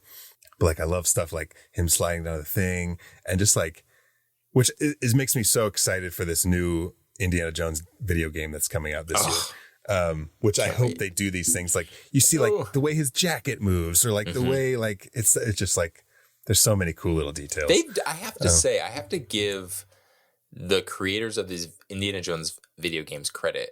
I mean, Indiana Jones and is it the Lost City of Atlantis? Oh, yep. Is that the click and like play game? When I say I loved that game, it doesn't do justice. That was such a fun. That was one of those games. If in case you're listening to this, it's basically a 2-dimensional. What do you call those games where it's like not scrolling, but whatever. It's not a side scroller. Essentially, Indiana Jones. You play as him, and you kind of like are faced with a lot of situations where you have to choose responses to questions, and that will dictate kind of how the story unfolds.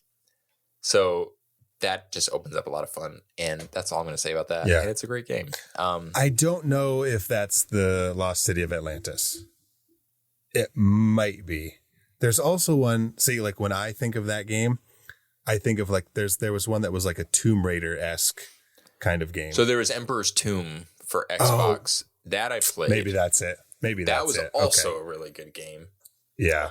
There was one that I remember I was really excited about, and then they canceled it, and I was heartbroken because I would watch. They had gameplay, and this was years ago, and I believe some of it took place in San Francisco, and there was like a fight scene on a trolley. And I remember that. Yes.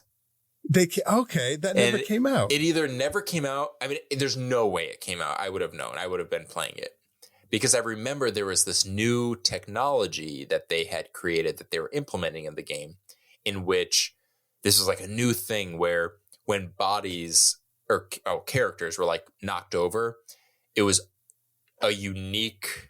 There was no. I remember that. Do you know what I'm talking about? Where like I do. They were basically like ragdolls. And it was the technology was that it was supposed to look more realistic, more human. And then it was canceled. And I remember just like being so bummed. Because like, how is an Indiana Jones game not going to be successful? It's Indiana Jones. Yeah. But dude, there is a ton of Indiana Jones games. yeah, like a lot. And that's why I'm so excited about this new one. My only worry, we talked about this outside of recording, where is it just a first person? And if it is, it's fine. I'm still going to play it. I don't even hate first person. One of my favorite games is a first person. I just want to see Indiana Jones. Sometimes, exactly. And I think it would be crazy to not do that. Yeah. Because it's made by, we're getting off on a tangent again. Sorry, people, but it's made by Bethesda, who did like Skyrim and Starfield, and there's another big one they did.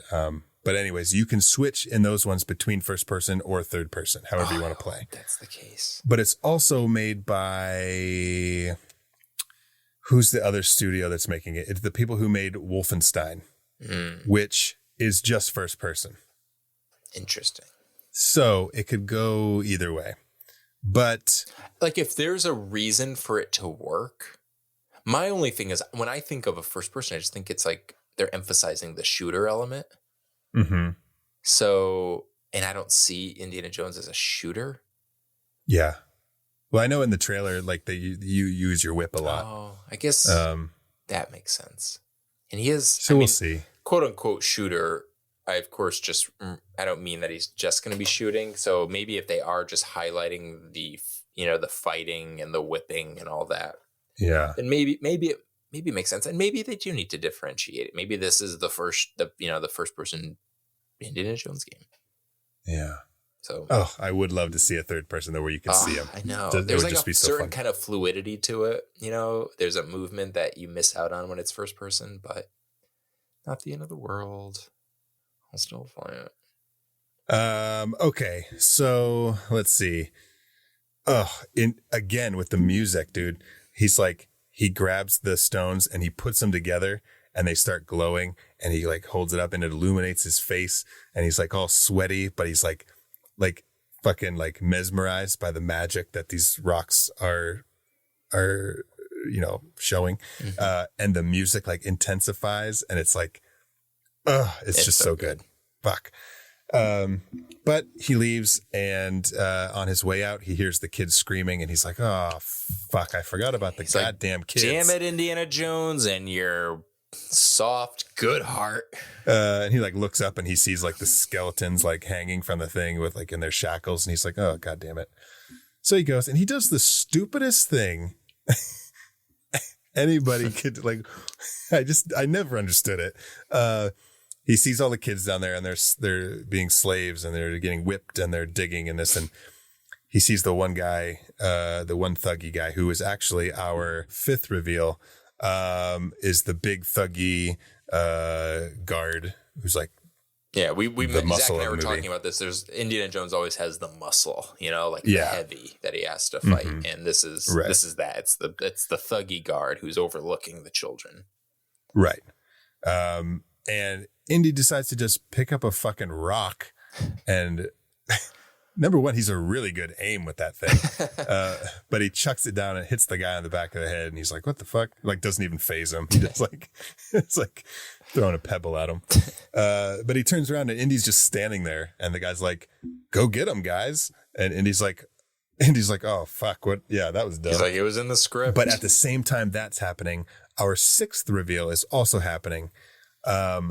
Short Round and Willie are about to be captured by some Thuggee cult members in a great jump scare that gets me all the time.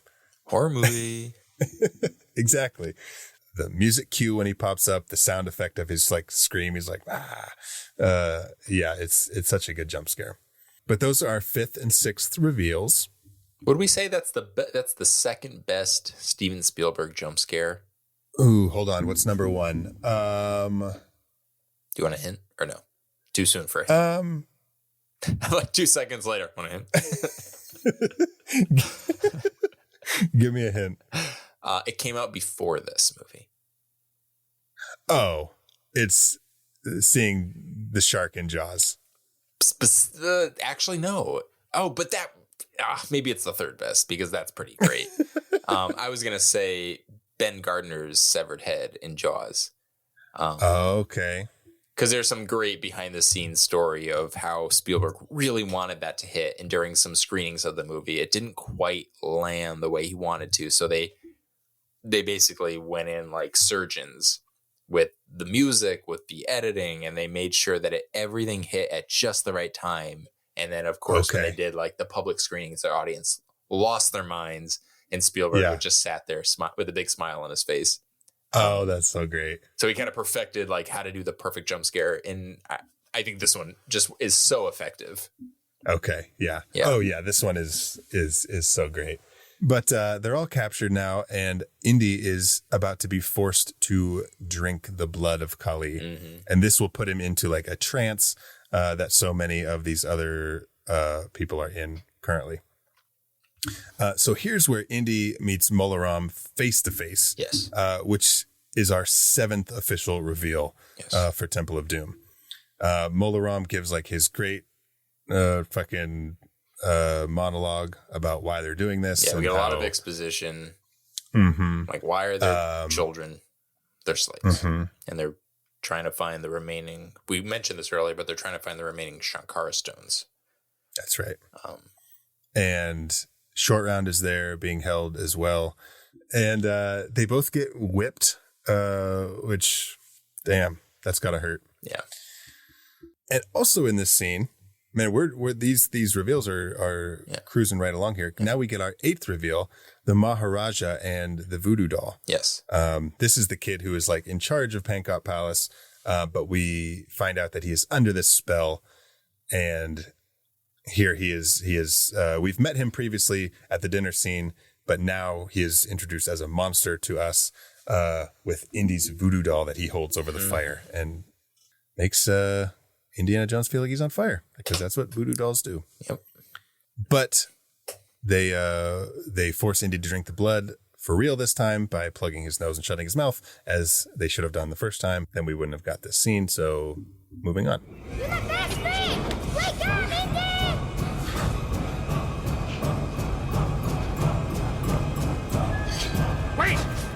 Wait! He's mine. I'm all right, kid.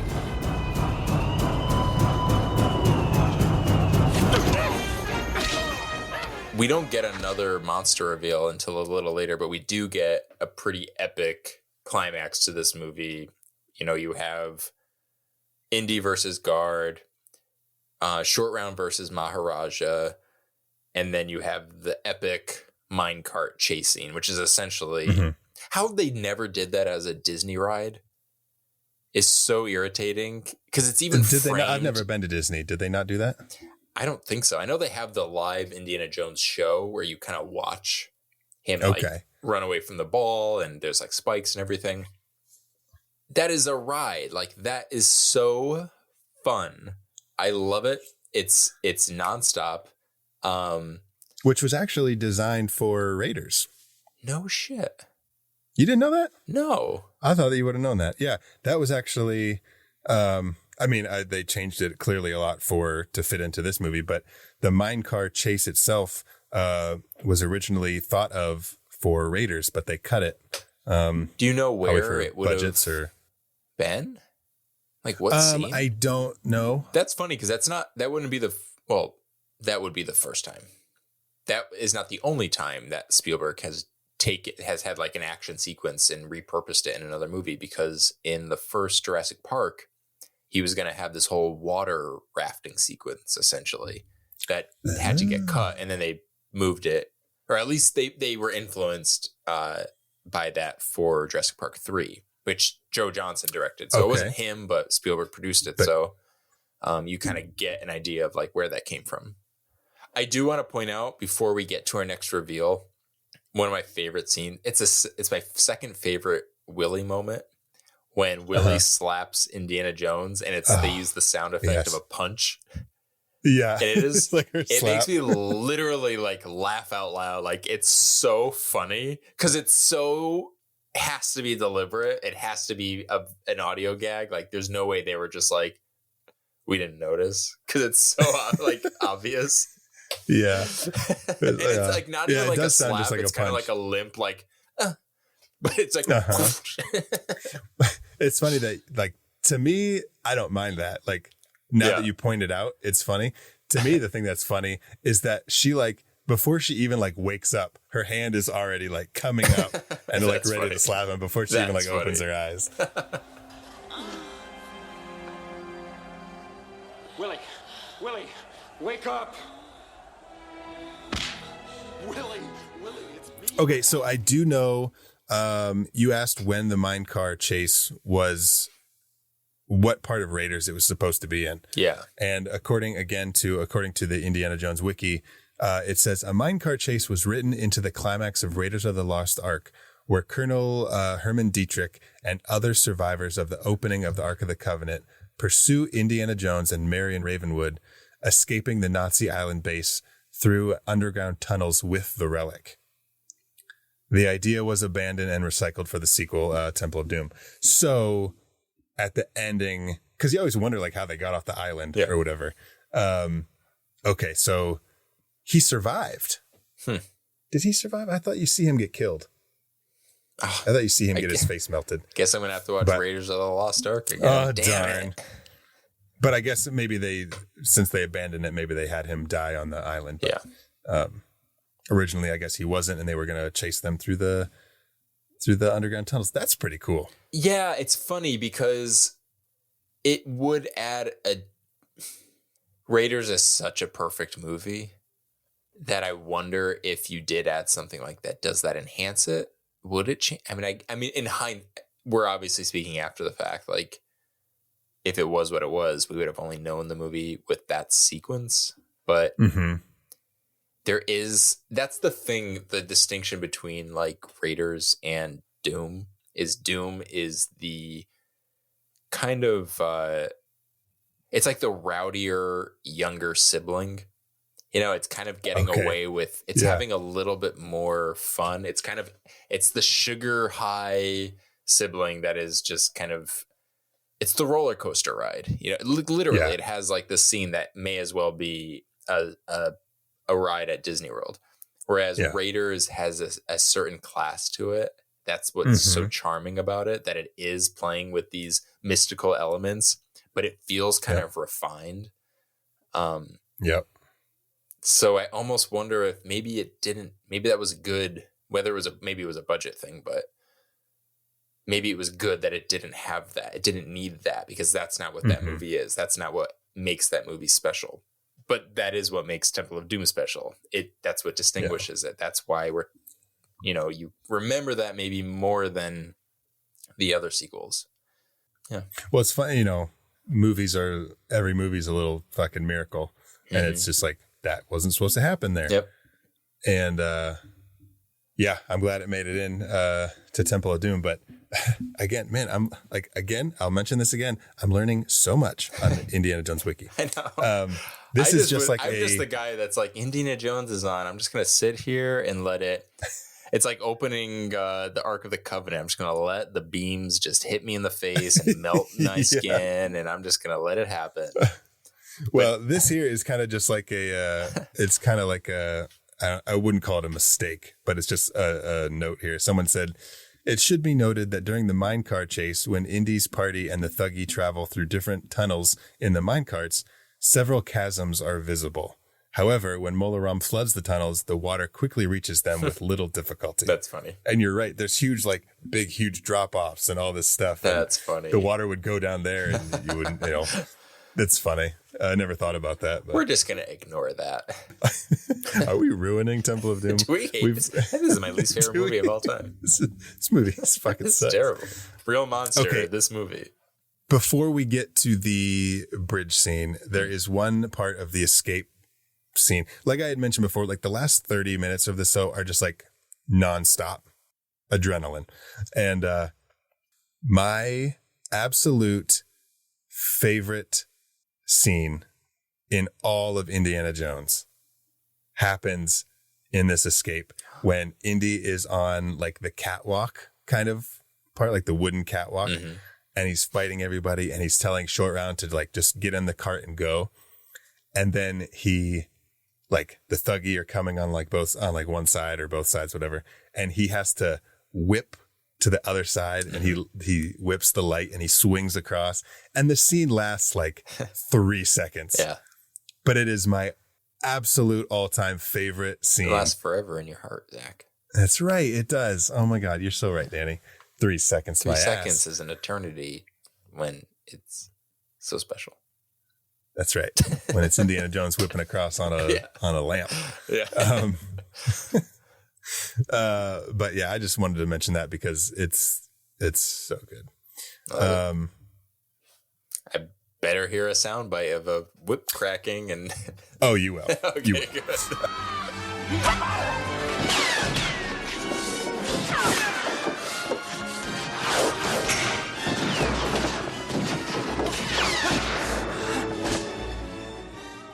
One thing we didn't mention was our final official reveal. Oh my God, we skipped over it. Son of a bitch. The Prime Minister during the ceremony, where Willie's ceremony and Willie's being sacrificed, we finally see that the Prime Minister actually is in on this. Yeah. And he attacks Indy and all this stuff. And I don't know, the guy's kind of a little bitch. So it's like not really.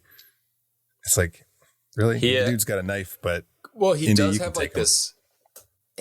He is kind of presented as a stooge, essentially, because he has all this power, but then you come to realize that he actually works under the Maharaja. Right. And then later you realize he's kind of another type of stooge when he's he's a stooge for this cult. So yeah, a little bitch. Just a little bitch. A little bitch. But we're at the bridge. Yeah. Indy is trapped, right? Indy is trapped, and just the bridge scene is so iconic that you could do a whole episode on just the bridge scene. Even like down to aesthetics, like the look, like Indy's torn shirt. Best look. You've mentioned that before. You've said that before. But it's great. It's iconic because Indiana Jones has such an iconic look with the leather jacket, but this is like this is mid-adventure Indiana Jones. Yeah. Which tells you so much more about him as a character. Yep. One sleeve off. He's got the sword. So good. As we know, he cuts the bridge. They split off. It's very lucky that Indy ended up on the right side of the bridge. That was just pure luck, I guess. Or fate. Maybe it's... He cuts it and he ends up on the other side. He's like, shit. That's Robot Chicken. That's a whole... There's so many Robot Chicken bits in this movie. That's funny. But you get the absolute great climax with him climbing up the side of the ladder up the side of the mountain, and he's fighting all the people. And here's a question for you. Okay. Do you ever think sometimes when you're watching this movie that Mola Ram never would have even thought about trying to rip Indy's heart out if Short Round wasn't like, Indy, cover your heart? And then Mola Ram's like, oh yeah. He's like, I forgot I can do that. Because he kind of like, he's like, cover your heart. And then like Mola Ram kind of like looks down at Indy's chest like, oh yeah, shit. That's like his fatality move. He's like, oh shit. Fucking Short Round. He's like, oh my God, thank you. That's so helpful. Oh gosh. But he tries to rip out Indy's heart. Indy doesn't let him, obviously. He's like, back off, girlfriend. Back off, girlfriend. Easy. And he makes him punch himself in the face. Which again is like that sound effect of like the really hard punch.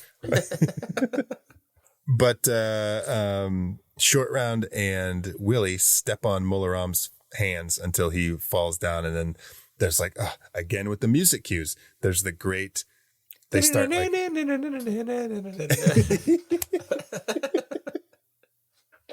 Yes. They ran out of money. Man. They were like, we need Happy Birthday's not in the public domain yet. It's 1984. What else we got?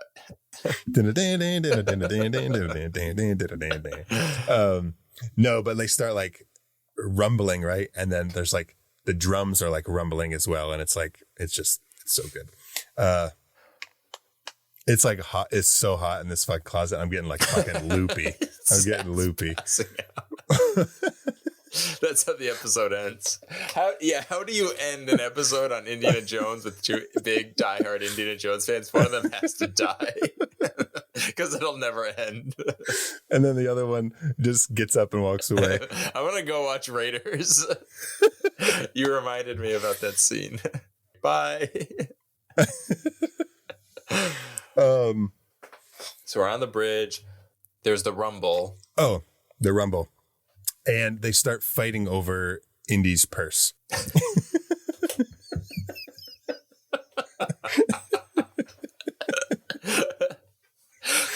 Bitch.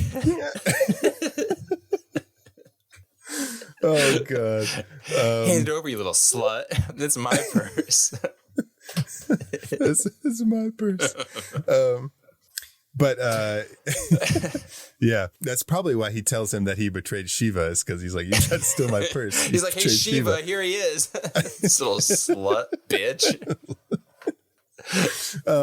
No, but okay. So in the movie, he says, you betrayed Shiva. And then he says something in Hindu, which you don't know what it means ever. I always like memorized it because I memorized the whole fucking movie, but like, you don't know what you're saying. You just fucking say it. But actually what he's saying is, he says, you betrayed Shiva. And then the words that he says a lot of words, but apparently it just means you believe in Shiva. Mm-hmm. So he's saying you betrayed Shiva, you believe in Shiva, you betrayed Shiva. And that's what he's saying. And then these stones start to like, I guess those are like the fucking magical words to make the stones heat up. Because they start burning through his purse. He's like, damn it. They start burning through his like New York City his knockoff. Dolce and Gabbana. It's like you got it on Canal Street. It's like some vendor. I'm glad Indiana Jones waited until now to summon Shiva. Yes. Yeah. Maybe they were protected though in the Temple of Doom. Maybe there was something there.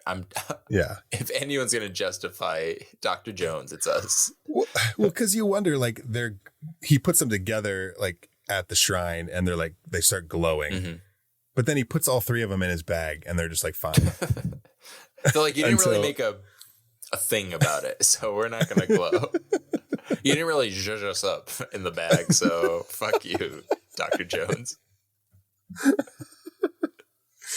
And then I guess they fucking burn through the bag. They're really hot because two of them drop out. And then Mola Ram, even though he's like, we'll fucking find the stones, he feels the need to catch that one. Yeah. And it just like burns his hand. And he's like, oh, like fuck, my life's over. The current's not going to take the stones. It's just going to sink directly below you where you work. Like it's not like out of the way. Just send someone down there. But he burns his fingers and he just needs to just like let go of everything. Yeah. Indy starts, he catches the Shankara stone and he starts climbing the thing, and the Thuggee are still shooting arrows at him as he climbs up. But then, Captain Grady and his, British army show up. The evil ghost of Grady, possessed by the Overlook Hotel, just shows up to save the day. And save the day he does, because there's British soldiers on both sides of the bridge, and they capture everybody and save the day. Yeah. Here's a question. Okay. Indy has survived. There's the great reveal of him climbing up the last little bit of the bridge. Yeah, which no one helps him with. Yeah, right. They just sit in there and laugh. They're like, wait, this bridge is still falling. I am always so impressed with Indy and his like confidence in his climbing abilities, because he's got the Shankara stone in one hand. He climbs up with the other hand, and then he lets go to grab the next rung, right? But he's not holding on with the other hand. So he's just like standing there. I don't know. I always think he's going to fall. I'm just saying that. I always think he's going to fall. He's got the Indiana Jones big dick energy. That dick is just holding him there. Like, he's not going anywhere. He's looped in.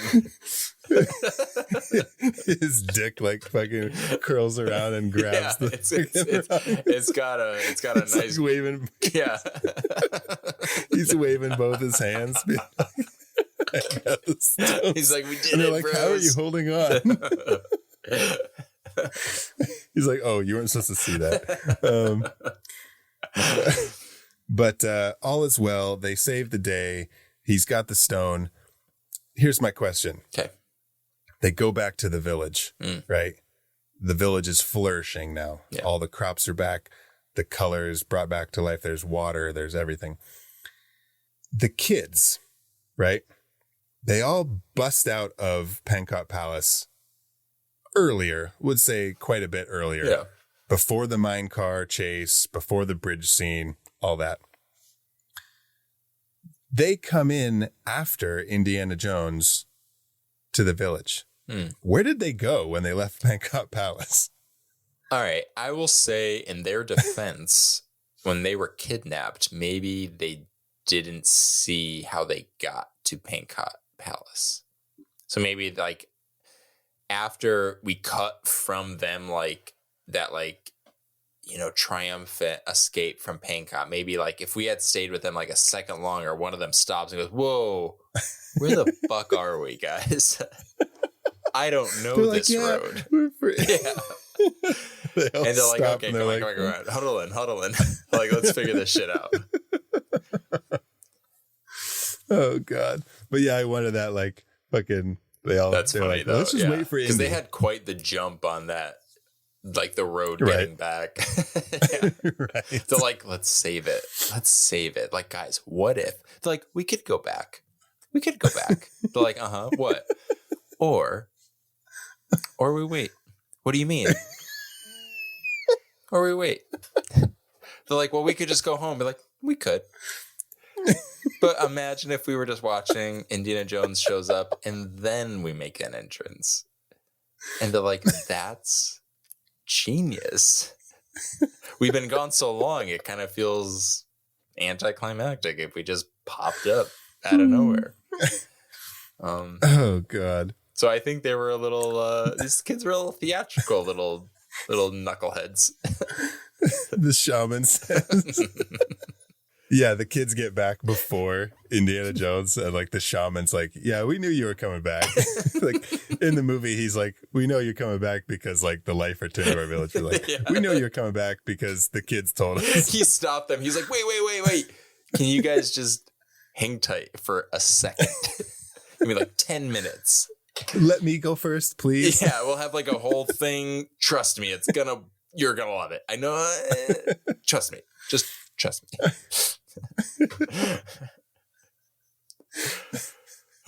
He's like, it'll be good. God. It'll be good for the and we need that the positive energy in the village right That's now. right. If you come in and then it just doesn't work. They trample him as they go over the thing. Yeah, where is he? Is he in the ending? No, he died from them ironically coming back. Yeah. Oh, that's funny. Wow. So that's Indiana Jones. Yeah, Temple of Doom. And the Temple of fucking Doom. Mm-hmm. Oh my God. And before, all right. if anyone wants to accuse us of this being our second non-horror movie, first of all, no, it's a horror movie. Second of all, Jingle All the Way is also a horror movie. So we have yet to do a non-horror movie on the pod. And this is a Christmas movie. So yeah, we've done exactly. It's our second Christmas horror movie. We've done other Christmas horror movies. We've done others, but yeah. All right, let's go over our favorite reveals in the Temple of Doom. Let's do it.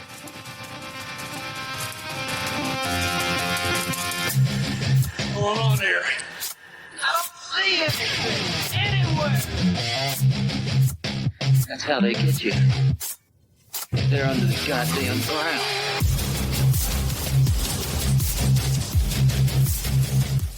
Recapping our list of reveals for Indiana Jones and the Temple of Doom, we have Lao She in Club Obi-Wan. Mm-hmm.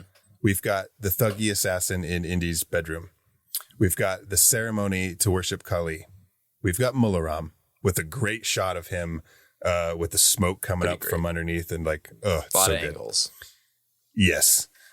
We've got the Thuggee guards that capture Willie and Short Round.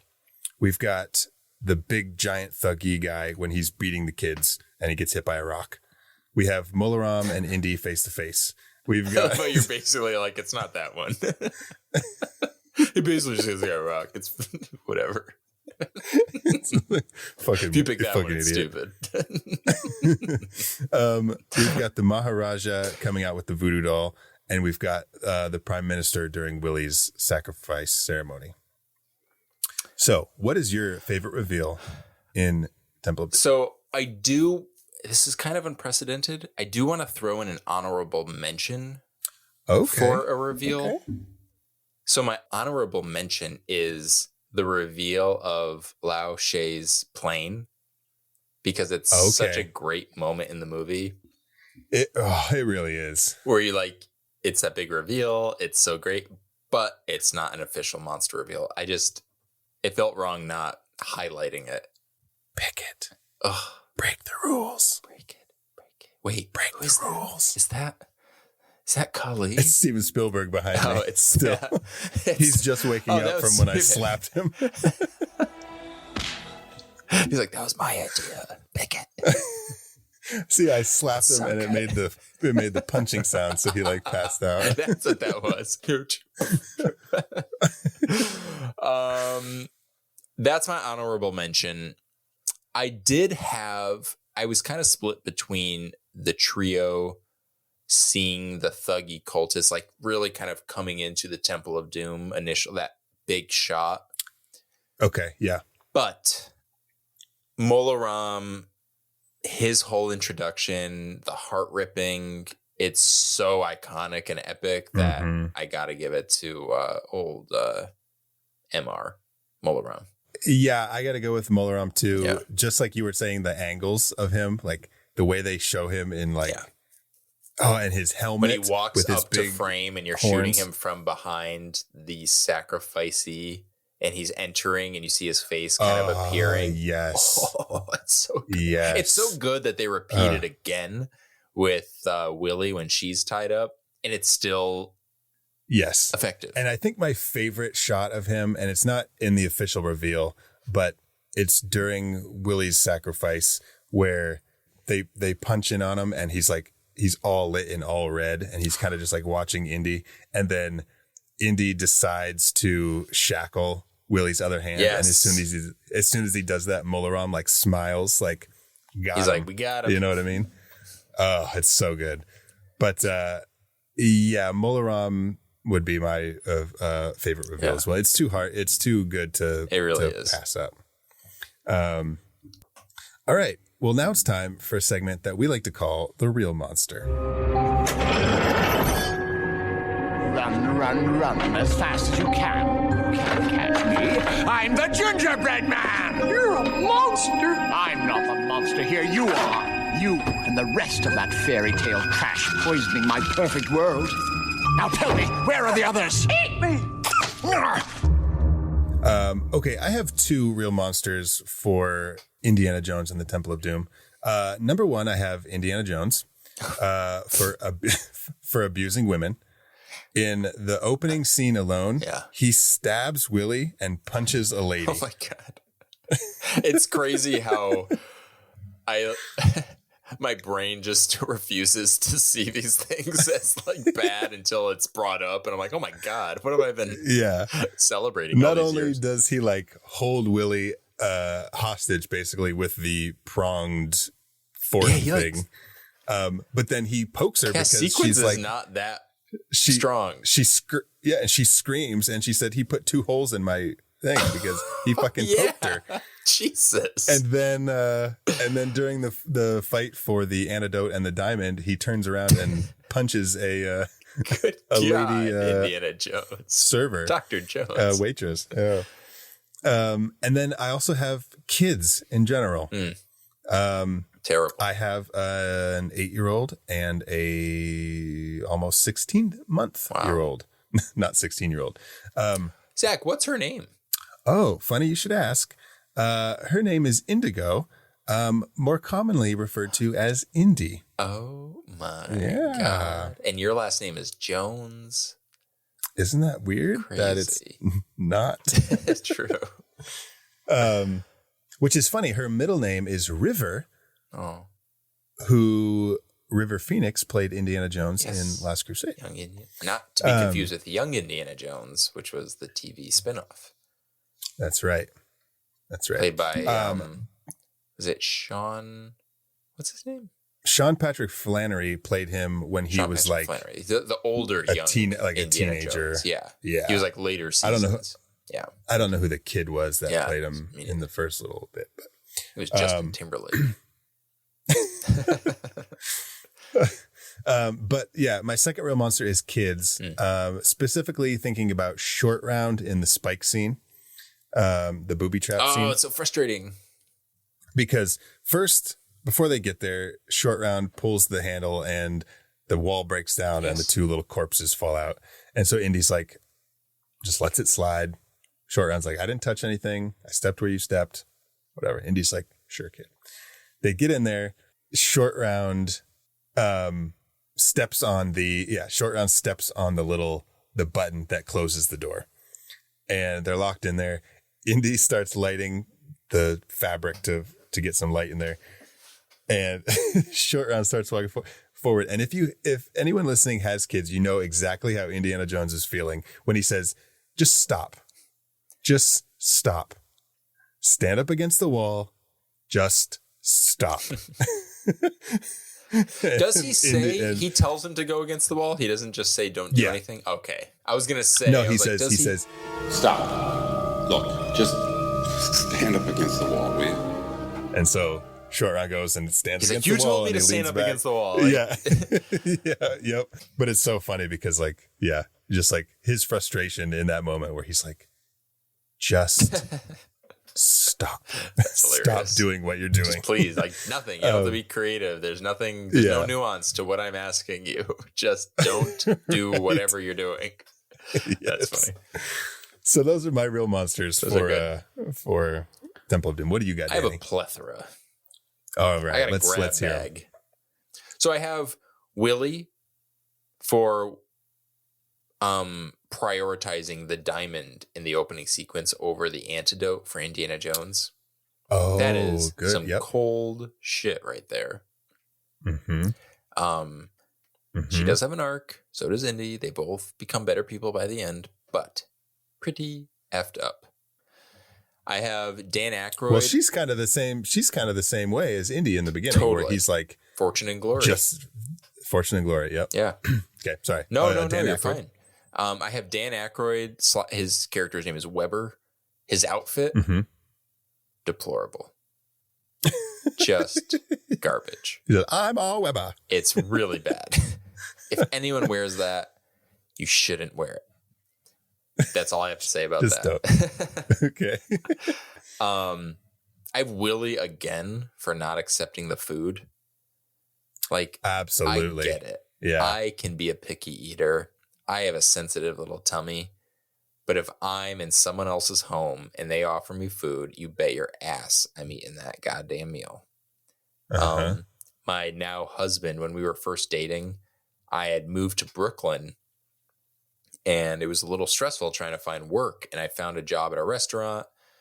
I didn't want to work at a restaurant. I thought I had kind of graduated past that, but that's life. Sometimes you just kind of have to do what you got to do. And he, I think, knew that. And he was like, I mean, it wasn't the end. I'm making it like, that's not the end of the world, but I think he understood that position. There's nothing wrong with restaurant work. Yeah. It's stressful. And it is so stressful. I came home for my first night and we had only been dating for a few months at this point, and he had baked me from scratch a homemade chicken pot pie. He did not know that I hate chicken pot pie. I don't eat peas, and yet this dish was loaded with them. Yeah. But I ate that whole goddamn chicken pot pie, and I scraped it up and was like, this is so delicious. So if I could do that. Speaking of friends with the whoopah, you're like when Rachel makes the English trifle and fucking shepherd's pie or some shit. The two recipes get stuck together and they have to eat it. Oh, exactly. God. Yeah. It's so funny. But yeah, if I could eat that, Willie could eat the fucking food in the village. Oh, I kind of glazed over this earlier, but whoever's in charge of Disney rides and still hasn't made a Minecraft ride. Yep. It even has the POV shots. Minecart, not Minecraft. Why is there not a Minecraft Indiana Jones ride? Apropos of nothing that we've been talking about during this entire episode. Yes, Minecraft. Minecraft. That's like doubling down. Minecart, thank you. Yes, I absolutely meant Minecraft. Yes. This is controversial, but I have Short Round as a real monster. For cheating in poker? No, that's fine because Indy was also cheating, and that's true. That's how they connect. They bond over their being little rascals. I have Short Round for jumping on the bridge in the third act. Jumping on the bridge. Short Round. Yes. What are you doing? Yes. Oh my God. You're stressing me out, kid. It's so frustrating because it does break. It's not like, will it, won't it? It does. It's like, what are you doing, man? Stupid. All right. And then on a more serious note, the racial and cultural stereotypes in this movie that sparked all the controversy, do better. You know, I genuinely like to believe that no one's heart was in like a bad place. Like no one was trying to do something bad. You know, you hear a lot, that phrase goes along of like, it was a different time. And was it? It's not, 40 years ago was a long time, but do better. Yeah. Well, it's, you know, there's so many like action movies and thriller movies and all that stuff where like a certain race or culture is like genuinely, or like not genuinely, what's the word? They're just all depicted as bad. Like I'm thinking like another Harrison Ford movie. I'm thinking of like Air Force One. Totally. I was just thinking of when you said that, I was thinking of True Lies, which I love. But that is like, it uses the stereotypes as a way, like as like an easy in, which when you really like reflect on it, that says more about us than it does about the culture that they're representing on film. That we so quickly and easily refer to them as a villain without, which is like, oh, wow, that's awful that we just go there automatically without needing any of that nuance or explanation. It's like, oh, yeah, of course they're the villain. Oh, yeah. Yeah. Of course. Yeah. I mean, that's pretty much it. Yeah. I'm going to end on that. I think that's the real monster of this movie. Yeah. Yeah, I would agree with that. Yeah. And on to our latest segment on How I Met Your Monster. Would you survive Mola Ram and the Thuggee cult? And here we go.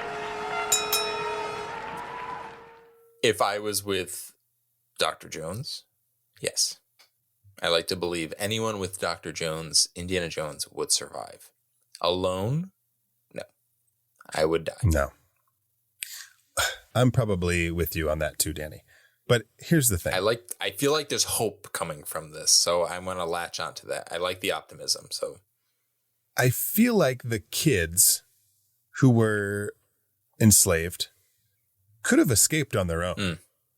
They needed someone like Indiana Jones to show them like, oh, we can do this. Yeah. To kind of just be like, we can do this. But Indy doesn't really do anything. Yeah. I mean, like he does, like he punches you a couple almost just guys, need whatever. one person to throw kind of a wrench into it.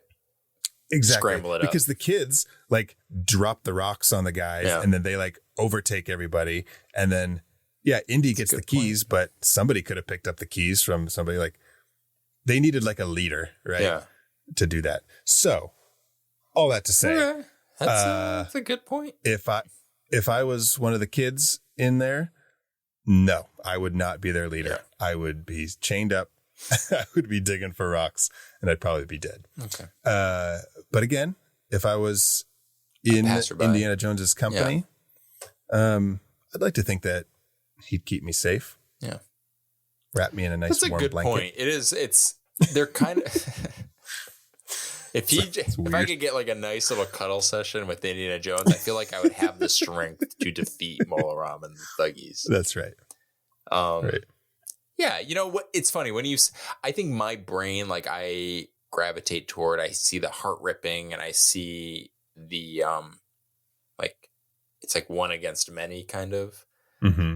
But when push comes to shove, so to speak, there's a lot of shoving into pits of fire in this movie. Yes. Yeah, if you throw a wrench into this, you have a pretty good shot of making it out. Mm-hmm. Because you do have those kids who you could use them to your advantage. They could like fuck shit up and like.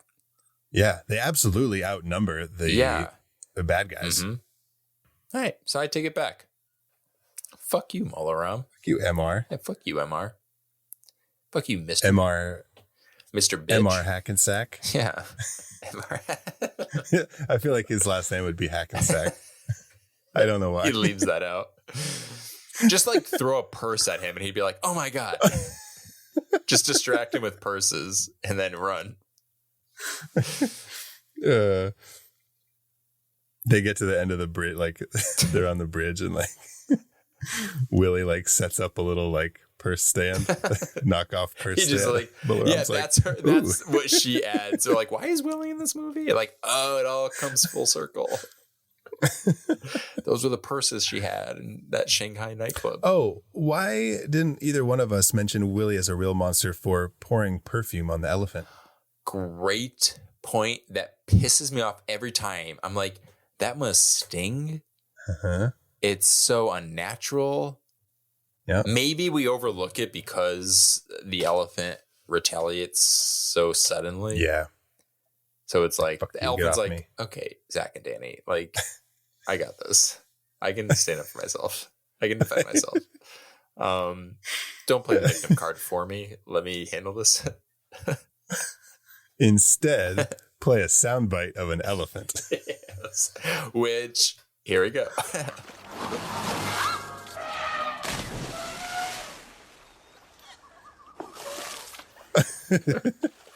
Oh, God.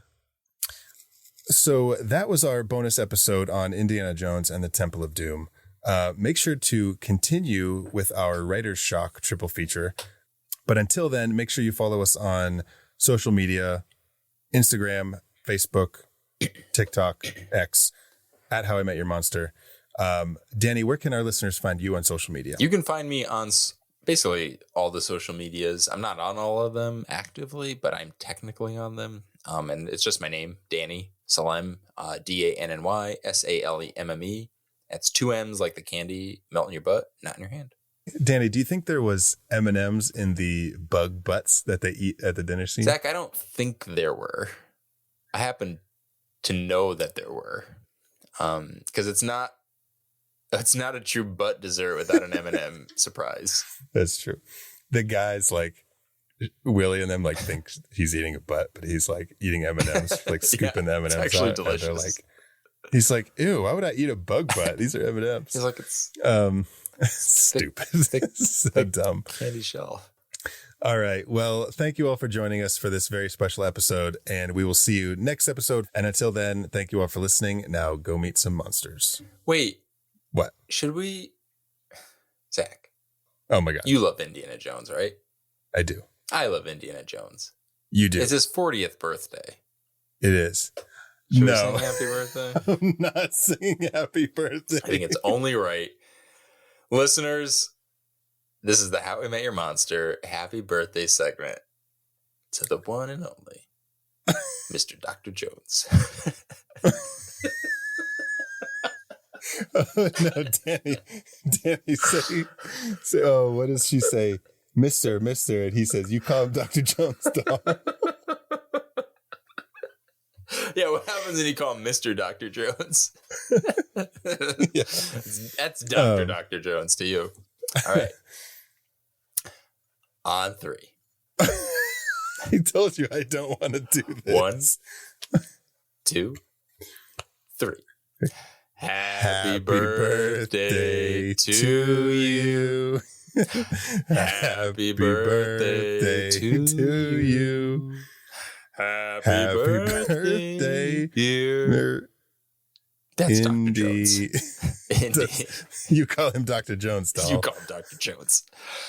Happy birthday to you. Oh, you. Whoopah. Whoosh.